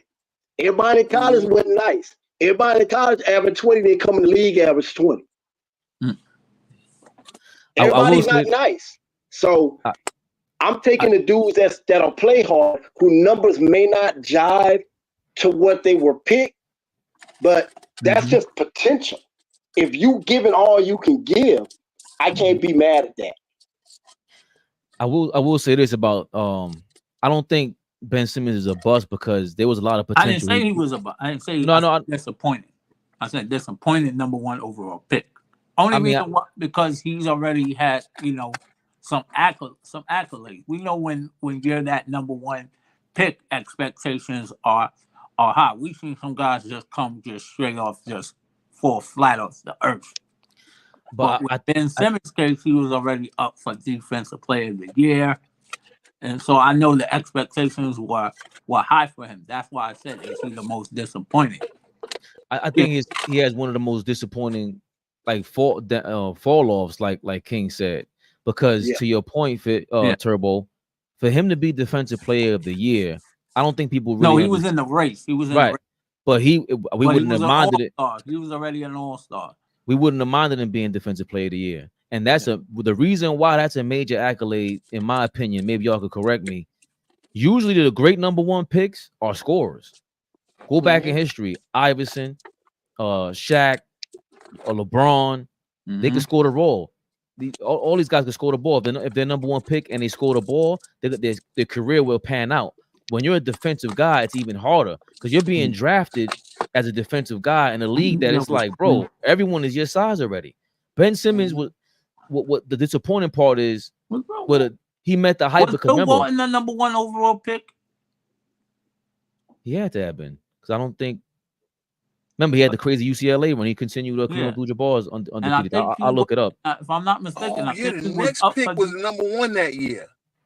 Y'all realize that, right? The Nets pick was #1 that year. Boston traded down to get Tatum. I believe, right? Yeah. It was, yes. Boston traded down. So the Nets had the #1 overall pick, and Boston traded out of it. They got another pick. Yo, Boston just be hustling. Right. But Ben Simmons, everybody's your size already. Like now, everybody kind of has Ben Simmons size. For him to be able to be Defensive Player of the Year candidate, he achieved a lot. He's robbing the NBA right now. They're doing a whole campaign for him this summer. The guy, I forgot his name, Chris something, the trainer. He's saying he's A1. What's his name? Turbo. Chris Bricky. Chris Bricky.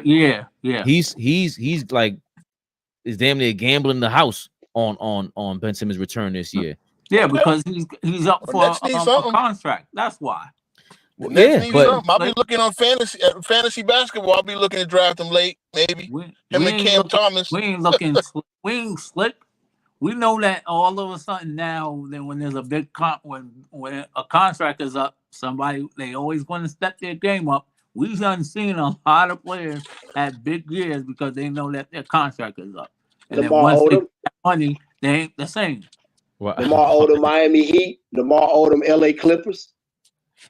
1,000,000%. And I'm a big Odom fan. Hey, real quick, guys. I want to salute you guys. Thank you guys from the bottom of my heart. We started off getting 17 subscribers. Props. We got to 9,000. It's a surreal moment. Fish is in the building. The fact that he's here, Flea, I think Flea's listening to us. The fact that Turbo's here, AllBall's getting his beauty rest.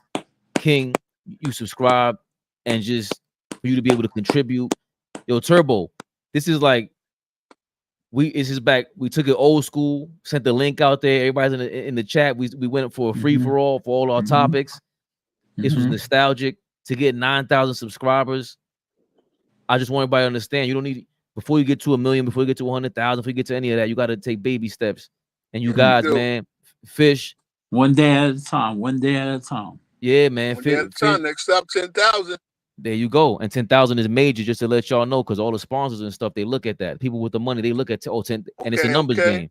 You know what I'm saying? It is what it is. But fuck all that. The love that we get here to come, we just look. William Jacksonville is unhappy with our Jason Tatum narrative, right? But that's the stuff that we love because we want you here to go battle back and forth. We need. I don't think I'm right about everything. Fish calls me all the time. If I'm wrong about something, Fish will call me up. Yeah. He don't care what time it is. But you was wrong about your D Wade, the greatest player not to win a league MVP. Oh, let's get to it. I did my list. Get to I don't it. know if y'all saw it. I put my list. I didn't know if y'all saw it. I caught some heat behind the scenes, but that's a whole nother story. Who's all right? So Fish off the top. Who's the best player to not win an MVP? Regular Jerry season. West. Going with. I say Jerry West. He's the logo. He's the logo. I can't argue. I'm taking I'm not. If you look at their 12 best years, 5 of those years, D Wade played average 45 games. True. West average 27, 6, and 7. Wade was averaging over 22. Their blocks are the same, even though Wade has more blocks. I can't take that guy over somebody who was literally the logo of the league. Like, how can another guy be the greatest player to not win a league MVP, and this guy is the actual NBA logo? Question: Fish, did Oscar win? Did Oscar ever win? I don't think Oscar won. Off the top of my head, either. I can't remember. Yeah, I don't think Oscar won either. I think Oscar Wade is didn't number win. 2. He would be mine. I have him a little ahead of West, but yeah, I don't think it's Wade either. Like it's tough because West was always the best play on a team with Gail Goodrich, Will Chamberlain, Elgin Baylor. West was the best player as the point guard. Yeah. If West was a 2 guard, it would be Mike, Kobe, West, Wade. And the crazy part about West's career is he said, like, I was about 5 or 6 plays from having about at least 4 rings. Like, it wasn't like the Celtics were just dusting them 4-1 every year. Nah, a lot of them series went down to Game 7, and as he, you know, they had in the winning time series on HBO, they you know, he said, yeah, listen, I was about 5 or 6. If 5 or 6 plays go the other way, I got at least 4 rings. Like Russell would have 7, and I'd have 4, and that's how close it was.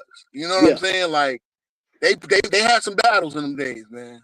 I think Wade is the second best, but I couldn't put him over West. Or Robert Paulson said Oscar he won one, so then it would be West for me if it wasn't him. Because Dr.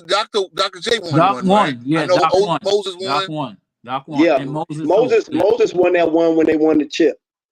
Okay. Moses got 3. Moses, I just seen he got 2 in Houston, don't he? He got 2 in Houston, 1 in Philly. Yeah. Because these are the guys that's in my top 15, right? So Doc, Moses, West, they're in my top, like they're outside of the top 10, my top 10, but they're in my like 15 to 20, like 10 to 20 range, right? I probably got Malone at 20, Karl Malone, not Moses. You know, I probably sneak KD in there at some point.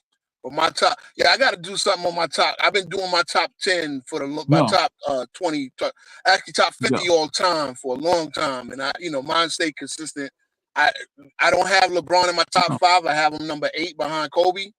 You know, that's like a lot of people going, you just became AllBall's favorite subscriber. Yeah, you're AllBall's favorite number one guy now. Listen.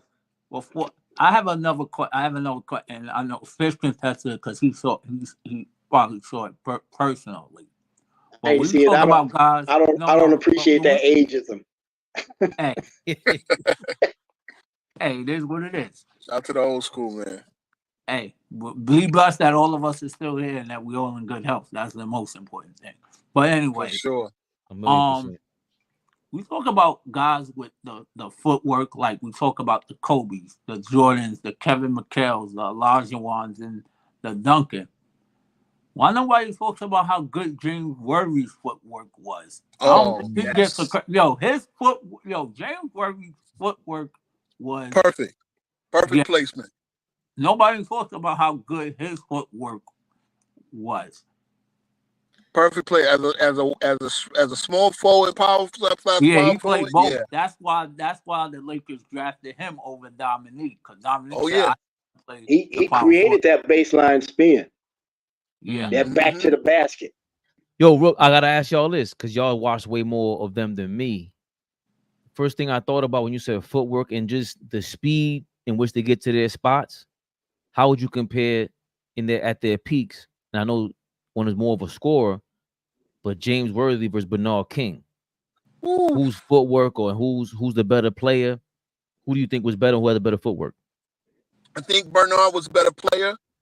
I think he was a better player because Bernard was just like, he just wear you out. He wear you out on that block. Even Magic himself said, listen, one player I didn't want to play against in my career was Bernard King, because Bernard King was just the same way they say about Melo in this era. That's how they felt about Bernard King, as far as like he was just supposed to toast you. Worthy was better for that style that they ran with what's the name with the Showtime. Yeah. On the block, Worthy was a beast. Worthy was the truth.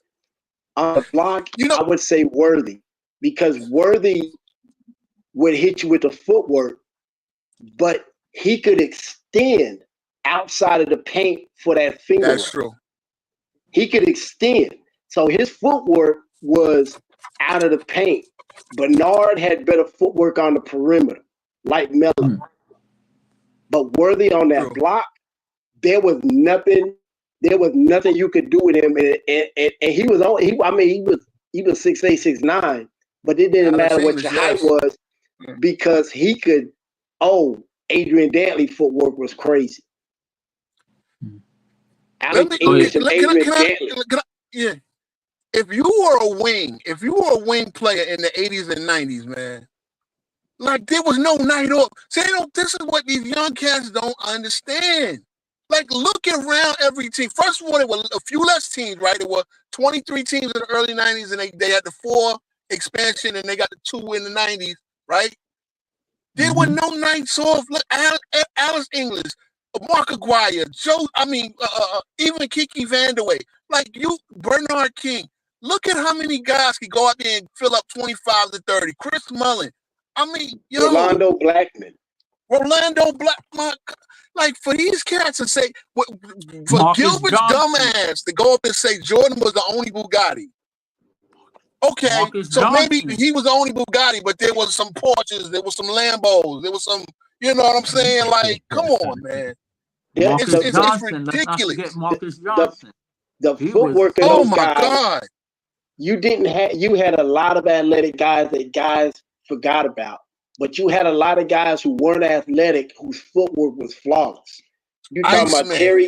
Terry Cummings, Paul Presley, Ricky Pierce, Rolando Blackman, Aguirre, Alvin Robinson, Roy Tarpley.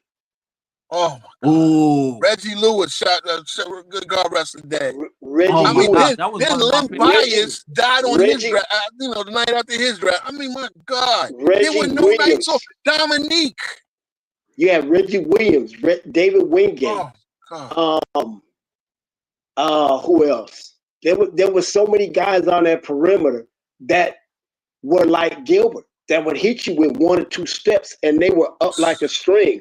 People forget Lynn Bias had a pure jump shot. Oh, we already know. He wasn't a dunker that could shoot. He jumped and came down in the same spot every time. Like he was Klay coming Thompson. to getting that He had Boston a Knicks, he had a pure jump shot. Pure.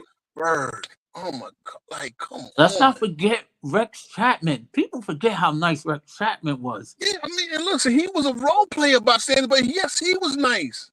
I mean, the 90s guys coming in, you got Spreewell and them coming in. What are they talking about? See, I don't want to glaze Jordan too much because we on the Knicks level, but the disrespect that this generation gives to Jordan's competition is just. I mean, and I wanted to jump on. One of y'all said that Jordan on the telecast. Y'all said that Bron had more competition in the finals than Jordan. No, he didn't. Number one, if you go by record, Jordan's competition record-wise was better than LeBron's. Jordan's 6 finals opponents was better record-wise than the 10. Oh, that's people don't know how good Phoenix was. People don't know how good that Seattle team was. See, they think that these teams weren't great because they didn't win. And they didn't win because they played up against Michael Jordan. I think people forget, and I don't want to be wrong, but I think 3 of the 5 highest scoring games in NBA history were the 80s Denver Nuggets. Oh yeah. They were straight. Oh yeah. Straight buckets. Were Vandeweghe and Dan Issel and Alex English and Fat Lever and them dudes. I think they've got at least Fat Lever. Oh my God. They got 2 or 3 of the. They got either 2 or 3 of the 5 highest scoring games in NBA history. And the other team they played has one of them. Has one of the other 2. Like those dudes was getting buckets. Run TMC was getting buckets. And see, look, shout out to Isaiah. I understand as a Knicks, as a Knicks, he didn't have a great history here. But Isaiah, when he came back with that sprained ankle and scored he scored 28 in the fourth quarter of that game 21, with a sprained ankle. 21. And these clowns are complaining about playing 65 games so you can qualify for an award, so you can get your $60 million. Are you kidding me? See, even Isaiah, Isaiah's part of that say the dumb stuff for clicks, right? I'm gonna keep it real, bro. What Clutch Sports is doing, what the LeBron media is doing, they're paying people to say stupid, outrageous stuff to get the clicks, to get us talking, and then, you know, they act like they're not a part of it. So Isaiah will get on that talking junk about Jordan, but when Ant-Man came out and said that Jordan had no competition, like Isaiah had to say, listen, no, I can't go that far, right? Yeah. He says a lot of dumb stuff, but he knows, like, bro, I did this on a sprained ankle because, you know, mind you, making a fraction of the money what these guys make, and y'all gonna sit there and disrespect my whole era. And see, he's a part of it. He sits there and says, feed into the dumbness that his era didn't have the competition when he know better. He knew how the Boston battles he had. How could you disrespect that era, man? How? There were no nights off. But that's a product of just that's been around forever. Like we heard that in the 90s, we would say that. Nah, yeah, but just we would do that. Like when I was younger, the older generation would say the same thing, and we would fight back. Like, yeah, that era was trash. It wasn't this. Yeah. So I don't mind that. That's why we have this platform. I want everybody to get involved and just. Yeah. That's why I say whose skills would translate. Like I don't think I use Rodman as an example because it's clickbait, but it's also it gets you going. It'll be tough for Rodman to play 35 minutes, 30 minutes in this era because he doesn't have the. He would have to find a way to get. He would have to find a way to get on the court because they want everybody to be able to shoot. And don't tell me this is the most skilled era when it's the most skilled for your era. You can't take these skills and walk and travel and charge and do all that back in the day. Come on, man. You got to play defense back in the day. A lot of these guys don't even. It's a lot harder to play defense today. Do not get me wrong. It's way harder because the rules go against them. But they don't put the effort in. But they can't. They can't. It's tough when they say this era is the more skilled era. Right. It's more being allowed to use your athleticism. Right. Not necessarily being more skilled. Because you got a green light for everything. They you know, just like you said, you couldn't take them double step back. They put you on a bench back then. You take a double step back. You couldn't even Euro step, which is a legal move. Yep. Because Sarunas Marciulionis came and they was calling travel all day. They had to kind of like get a universal set of rules, allow him to do that move. Next thing you know, Ginobili coming in, and he's basically what Sarunas Marciulionis was. I want to say New York. They say the Dream Team had no competition. I mean, come on, bro. I went through every single roster. All those guys played pro in their country, or Australia or Euro, or they played college and then went back to Euro. It was just a different. It wasn't like those guys couldn't play. Those guys just didn't have, you know, they wasn't. But the gap translate or but the gap was the gap. Guys look nice. But King, the gap was huge. Now it's way closer. That's the other part. Remember, you know what? The talent gap is the same now as it was back then. Hell no. The style gap. Nah. I'll tell you that the talent gap is almost the same. And here's why. You look at when you think countries that's going to give you the best players to come here. You would think Argentina, Spain, Italy, Germany, right? Mm-hmm. Yep. What's the next guy to come out of Germany after Dirk? I'll wait. What's the next guy to come out of Italy? Brothers, that's about it. The Wilder brothers, yeah. What's the last guy coming out of Italy after Bargnardi? Right? The goalpost is moved. So you just hold on, think about this. Who else is coming out of Joker's country? Or Luka's country? Just the Bogdanovich. You know what I'm saying? The majority of players coming to the NBA now are from Canada. From Canada. But Fish, I gotta counter that. France is on the way up. Like France, there was no team like that against the Dream Team. They were all blowouts. Bro. Let me explain it. Let me explain it to you. First of all, you had two countries. Look, politically, you had two countries that broke up. Right. So USSR that beat us in '88, they broke up into different countries. So you had Lithuania. So USSR would have been one, Sabonis and Marciulionis. All of them would have been on one squad. Yugoslavia also broke up into Croatia. See, now Yugoslavia, what used to be Yugoslavia, is now Serbia, Montenegro, and so like. So you don't have Drazen Petrovic playing with Tony Kukoc and Dino Raja and Vlade Divac against us. Yeah. So those countries kind of broke up into separate countries. Yeah. But those countries are still broken up. So and everybody's more spread out. Look at it like this. More spread out. We've had NBA teams play the best teams in Europe. It was called the McDonald's Open. Right? That's what you remember that. A lot of people don't realize that. Yeah. From 87 to like 98, 99. We won 8 out of 8 years. Now, Orlando Woolridge was the MVP one year. He played with an Italian team.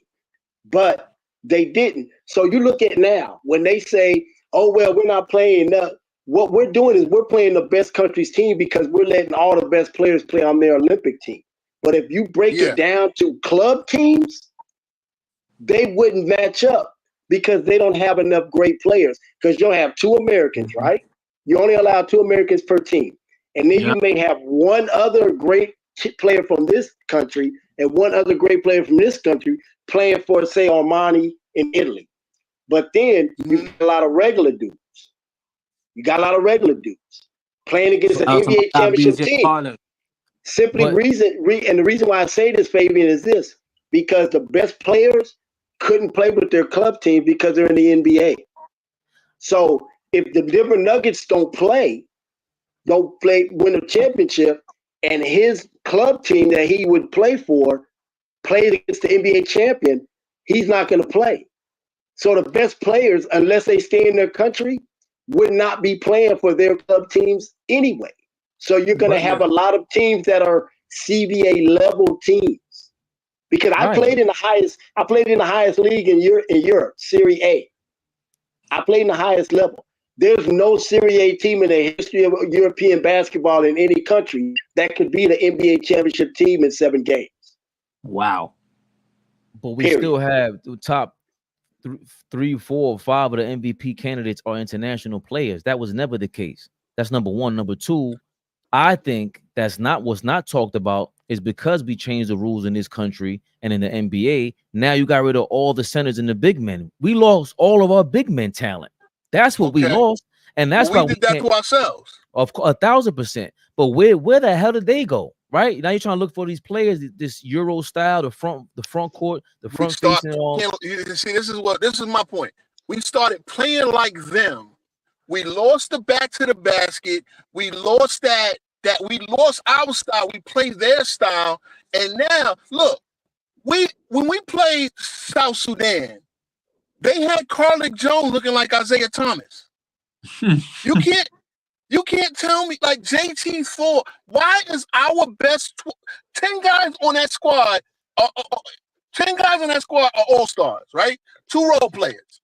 Why are we struggling with South Sudan, winging Gabriel and JT4? Why are we struggling? It's because we play such a crappy style that they play all out. They're better as a team, right? But they're not. You're gonna tell me talent-wise South Sudan can stay with the United States? I mean, think about this. We should have lost in the semifinals to Serbia, right? The second after Joker, the second best player is the 4th best player on the Atlanta Hawks. Right. Is that a talent catch up, or is that a style thing? But it could be both. Right, but because I'm just speaking to the fact that all of these countries, Sudan, they would have came up back in the day. They all have more talent because that's the one thing that we got to get over. The NBA started, the Dream Team started everything, and now it spread like, I won't say cancer, but it spread like a wildfire. There's no doubt that more people were inspired to play, and other countries got their programs together. Right. There's no doubt about that. But King, there's just way more. It's an international pool.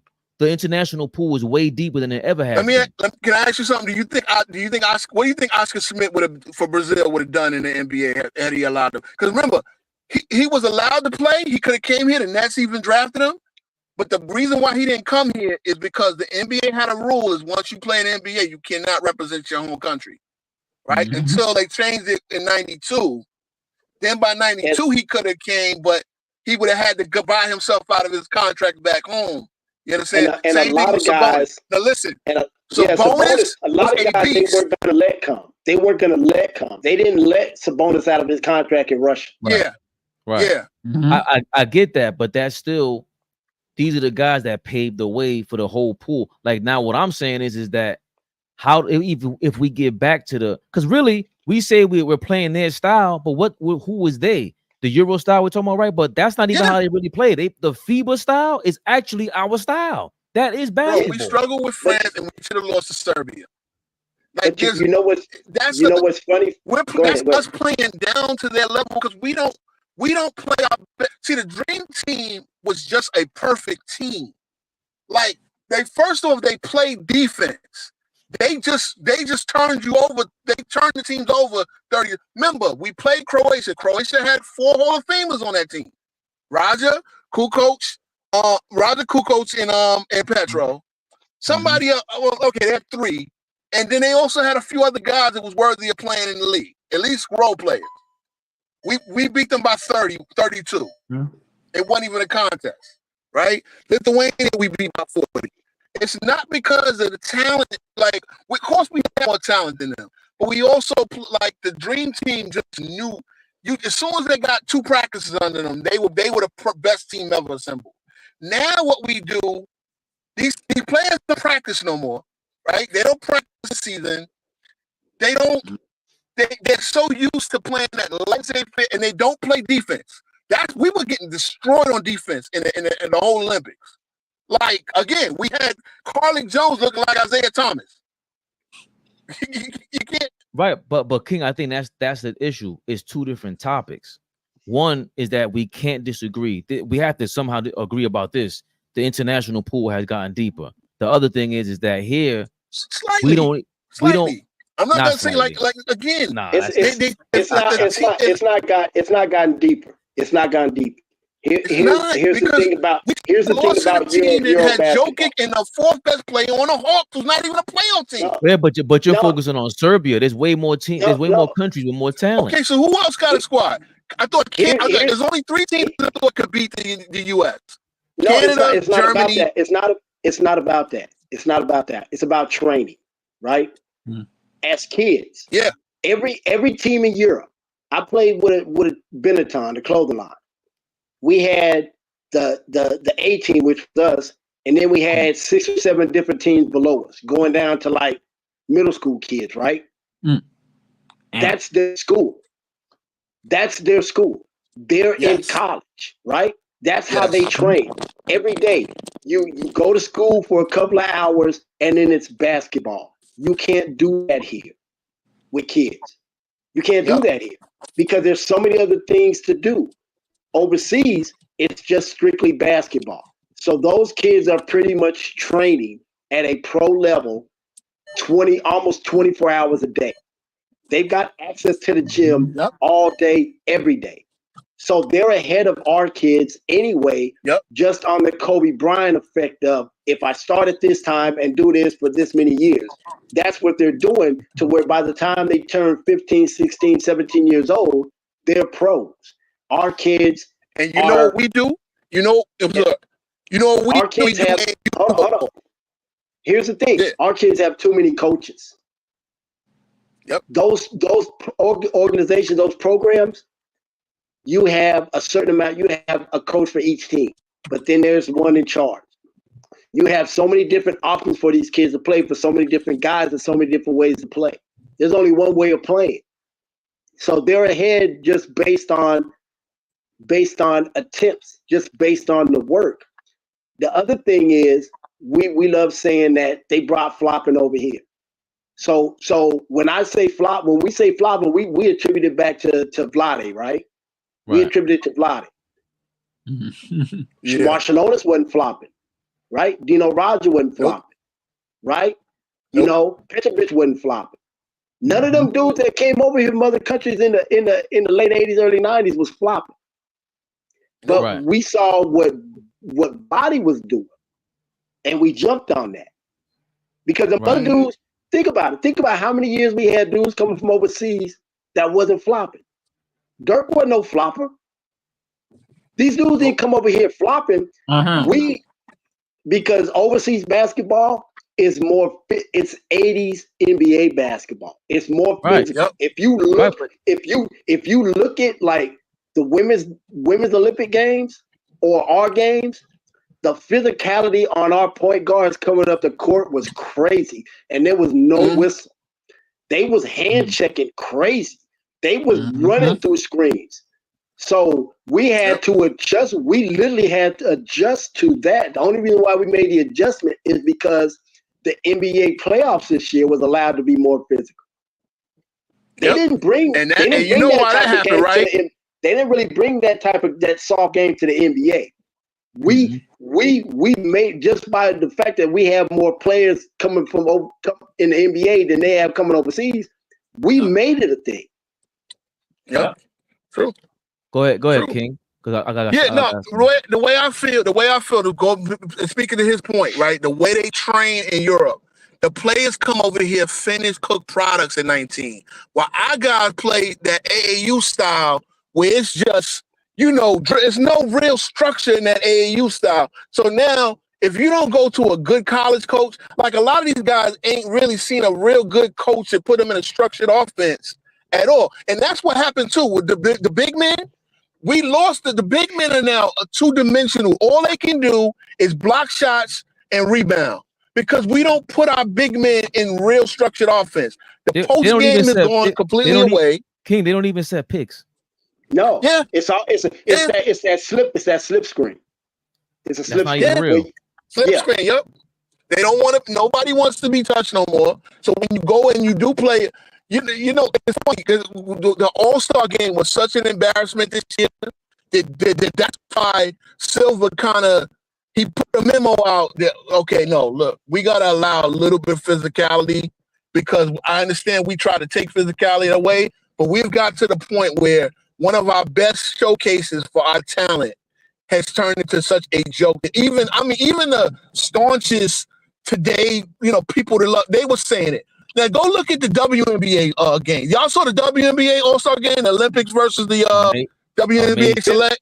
Amazing. That was one of the best basketball games I've seen in the past 10 years. And even it ended in a blowout. Like, it was so spirited. And these are the best girls in the world. Look, it's so crazy because we could have sent two female teams and both of them would have won. One would have won gold, the other one would have won silver. If we could have had USA A and USA B, we would have had the top two. Remember, we've won 9 straight golds. Meanwhile, the men are struggling. And I'm telling you, it's always been more physical. It's always been more physical. Yeah. Because you think about it, girls in college, first of all, none of them is really leaving early, right? But you go to any top level women's college basketball practice, and they're playing the men, the team managers, the trainers. That's who they're playing in practice. They're not playing each other. They're playing against the team managers, or who are all guys who played small college ball or played great high school ball. That's who the women are working out against in college. That's the other thing is one and done doesn't allow our guys to get fundamental basketball training. Michael Jordan is probably one of the most fundamentally sound basketball players in the history. Every perimeter pass was a two-hand chest pass. That shot over Brian Russell, that was a camp shot, reaching into the top of the cookie jar on your release. He's probably one of the most fundamental. They talk about his athleticism. Kenny Smith said it. His hand was always in the right position in the passing lane and on defense. By the book. By the book. You don't get that in 1 year of college ball. But he's the exception. And I'm gonna say this. I gotta get going. No, look at the Nova Knicks. Look at your guys. How many years did they go to Villanova? 3 years? I agree with you, but he's the exception because everyone's not that talented and that skilled, that motivated, and just to be fundamentally sound. I'll read this from Robert Paulson. But here's the thing, you add to that the coaching background he had. Of course, Dean Smith, his high school. You add to that he had a good coach in Collins, he had a good coach in Smith, and then Phil Jackson and Tex Winter. So it's like to have that talent plus the coach. See, again, one thing about LeBron, He's never embraced good coaching, nor has he ever played for a great coach. But that's why he's never really had to add to his game, and that's why he gets by on the same 2 or 3 things that got him by. But he hasn't added those levels to get to. I see Kevin Durant, fundamentally sound. Melo played for Bayhan that 1 year, fundamentally sound. A lot of these guys just get by on their talent and not. The skill, and this opposite for Dwight Howard, same with LeBron. Like he never really developed a true post game. But You wouldn't try to school him in Orlando. Right. Never, yeah. Nah, he wasn't. He should have done it in high school and in college. But let me read Robert Paulson real quick, and then I'll answer this to bring it all together. People weren't scouting at that time as much, Fabian. The idea that every player who could play in the NBA played in the NBA is wrong. The gap has closed mainly because the U.S. talent has plateaued. Okay. Hold on, let me tell them this. That's 100% wrong, because I learned from the top scout in the history of the NBA, Marty Falk. So you had the guy out of New York, you had Sonny Vaccaro, you had Howard Garfinkel, and you had Bob. You had great scouts. Now everybody's going to huddle. Everybody's going to max preps. Everybody just running to tape instead of actually going to the game. Right, but here's also my thing. When you, because this last part, the U.S. talent has plateaued. That's really my argument. It's not that the U.S. talent has plateaued. You can't tell me which one of these players is better than John Morant. John Morant is insane. Anthony Edwards is insane compared to everybody around the world. My thing is that where is the John Morant and Ant-Man of the big mans in the U.S.? That's what we lost, because we know for a fact these athletic guards are a lot like the diva wide receivers in football. That's just what it is. So if we have 90% of the league is basically that, whether they're 6'7", 6'10", that's what they're full of. The same reason why I always argue this, because I think this is what happens with the argument, King. When they start bringing up this team would have beat the dream team, I always laugh because it's impossible. If you're telling me they're playing with the FIBA rules, you can't beat them. You have David Robinson, Patrick Ewing, and Karl Malone, and Charles Barkley grabbing every rebound, setting picks, and it's over for you. That's the difference. The talent the talent that has plateaued in the U.S. is the front court. It has not been. It has not been the talent in the U.S. We have great talent. We just don't have the. So that's my thing with around the world. When you compare the international pool, in my opinion, they allow their front court to develop, because that's what they allow everybody to develop. They want their best players. Whoever's great, we want them to represent the country. And we don't have that. And they did that before I was going overseas, where they allowed the bigs to play in the backcourt. So but that's my thing. So when that whole dream team versus whatever team is currently out right now, whatever recent Olympic team is out, that's when it becomes an argument for everybody, and it comes up because they're playing great. And I just look at them and laugh, because just like you said, Fish, they're playing 80s style basketball. Oh, you want to play 80s style basketball? If we develop our guys, then we got something to say. But we're not developing big men. That is the ultimate problem. Can I give you a poster child for what's wrong with the modern big man domestic, the ones we produce here in the United States? A poster child. Karl Anthony Towns. And I've been on this Karl Anthony Towns stuff from his first year. Right. Because I remember him in Kentucky, and I remember him as talented as he was, right? And they were all saying, I said, I didn't see it. He's too soft for me. He's soft. I knew he was talented. You knew he could, but he would get those 4.2 rebound nights. And I understand they were kind of platooning him with the, what Kyle was doing that year. But I'm like, no big man that talented should be playing against an unranked team as the number 1 team and going out there and getting, even if he got the 4 points, can you give me 8, 9 rebounds? Can you give me 10 rebounds? Right? Karl Anthony Towns has all the talent in the world. If he had a dog in him, he would be one of the all-time great big men. Yeah, but he is MVP candidate. He is a talented trash. He's talented trash. You ain't gotta tell me, King. He's a Dominican. I'm Dominican. Trust me. Listen, look, I praise Al Horford. Brugal Al Horford is the man. Al Horford is the champion. I think I told Fabian this. Anthony Edwards was in an interview with Kevin Durant, and something he said was prophetic about how basketball is now. And it took that run that the Olympic team went on when Steph was cooking in the championship game for him to realize. He said, normally at this point in the game, I'm on the court and I'm trying to do my thing to get us back in the game. And I'm standing on the sidelines and I'm watching the efficiency. Pass, pass, pass, shot. Pass, pass, pass, extra pass, shot. One dribble, pass, pass, pass, shot. He said the ball was moving so fast without a dribble for wide open looks. And he said Steph was passing, moving, and getting it back. He said, I've never seen that before in an NBA game. He said, except with Golden State. But Fish, that's my point. Because once you lose all the guys around the world, they're allowed to have a balanced team.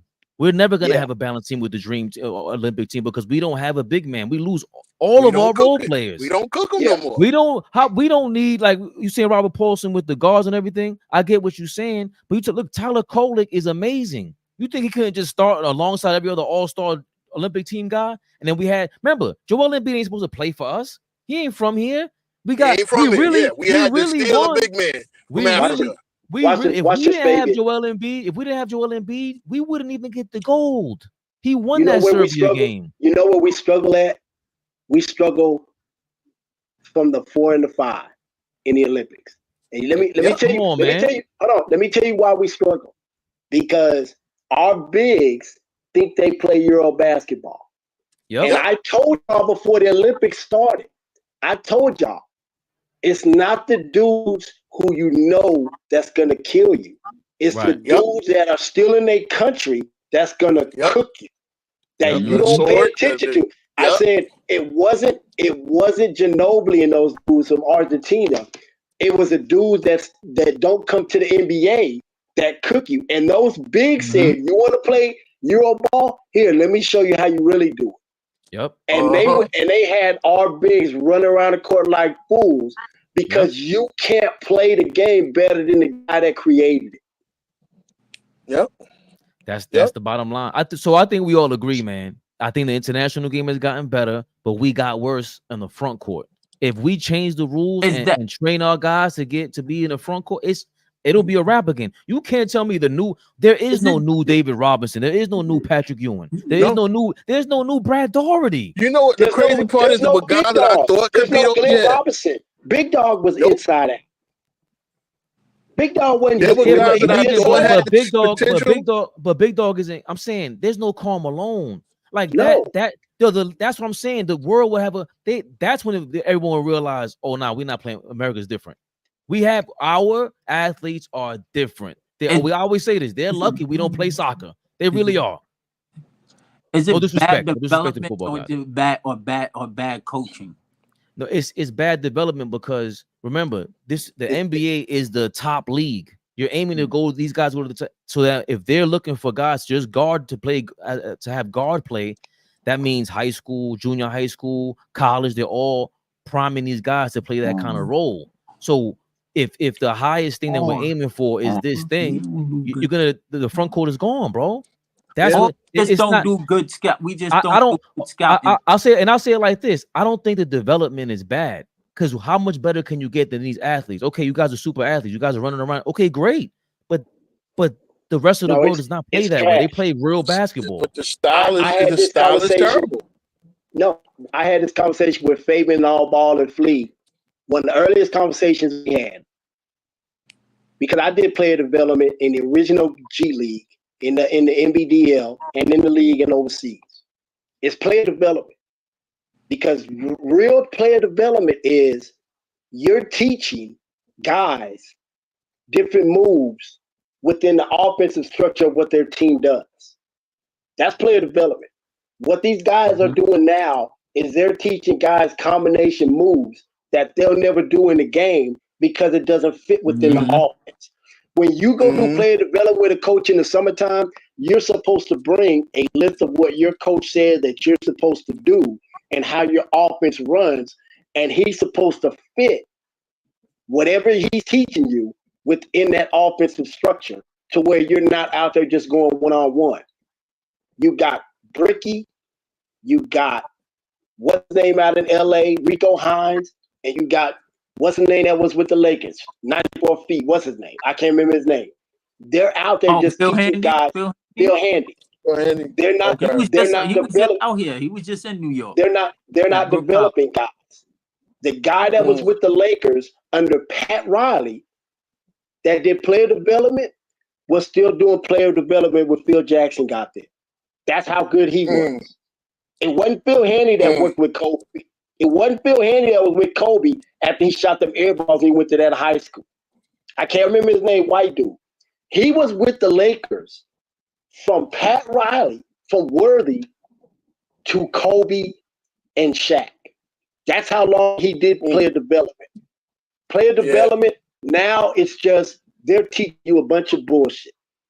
They're not teaching you how to get in and out and get your shot in. And because you're in your mind, you're supposed to already know what you're gonna do in 3 seconds when you get the ball. Right, but Fish was saying the same. I think we're saying the same thing differently. I think is we don't like that what they're aiming to develop into, but the development has to be that because that's what the league is. You can't it's no longer 80s style. My conspiracy theory, and maybe just I have an agenda. I think Wemby's gonna dominate the league. He's gonna dominate the league. If Zach Edey is anywhere near as good as half as good as he was in college, you got Giannis, all these big men. The big man's gonna have to come back because Wemby, we know his biggest problem is you can't go to the paint. They're gonna start drafting guys to keep Wemby out of the paint and start hitting them. The rules are gonna have to change because of it, and we're gonna need that. And eventually, we're gonna have these big men come back to the league, especially with France having 6'9" and 6'10" guys running all over the place. I really believe the old school will come back, hopefully, because I think we're all gonna go crazy if that's the case. You got to teach guys how to play without the ball.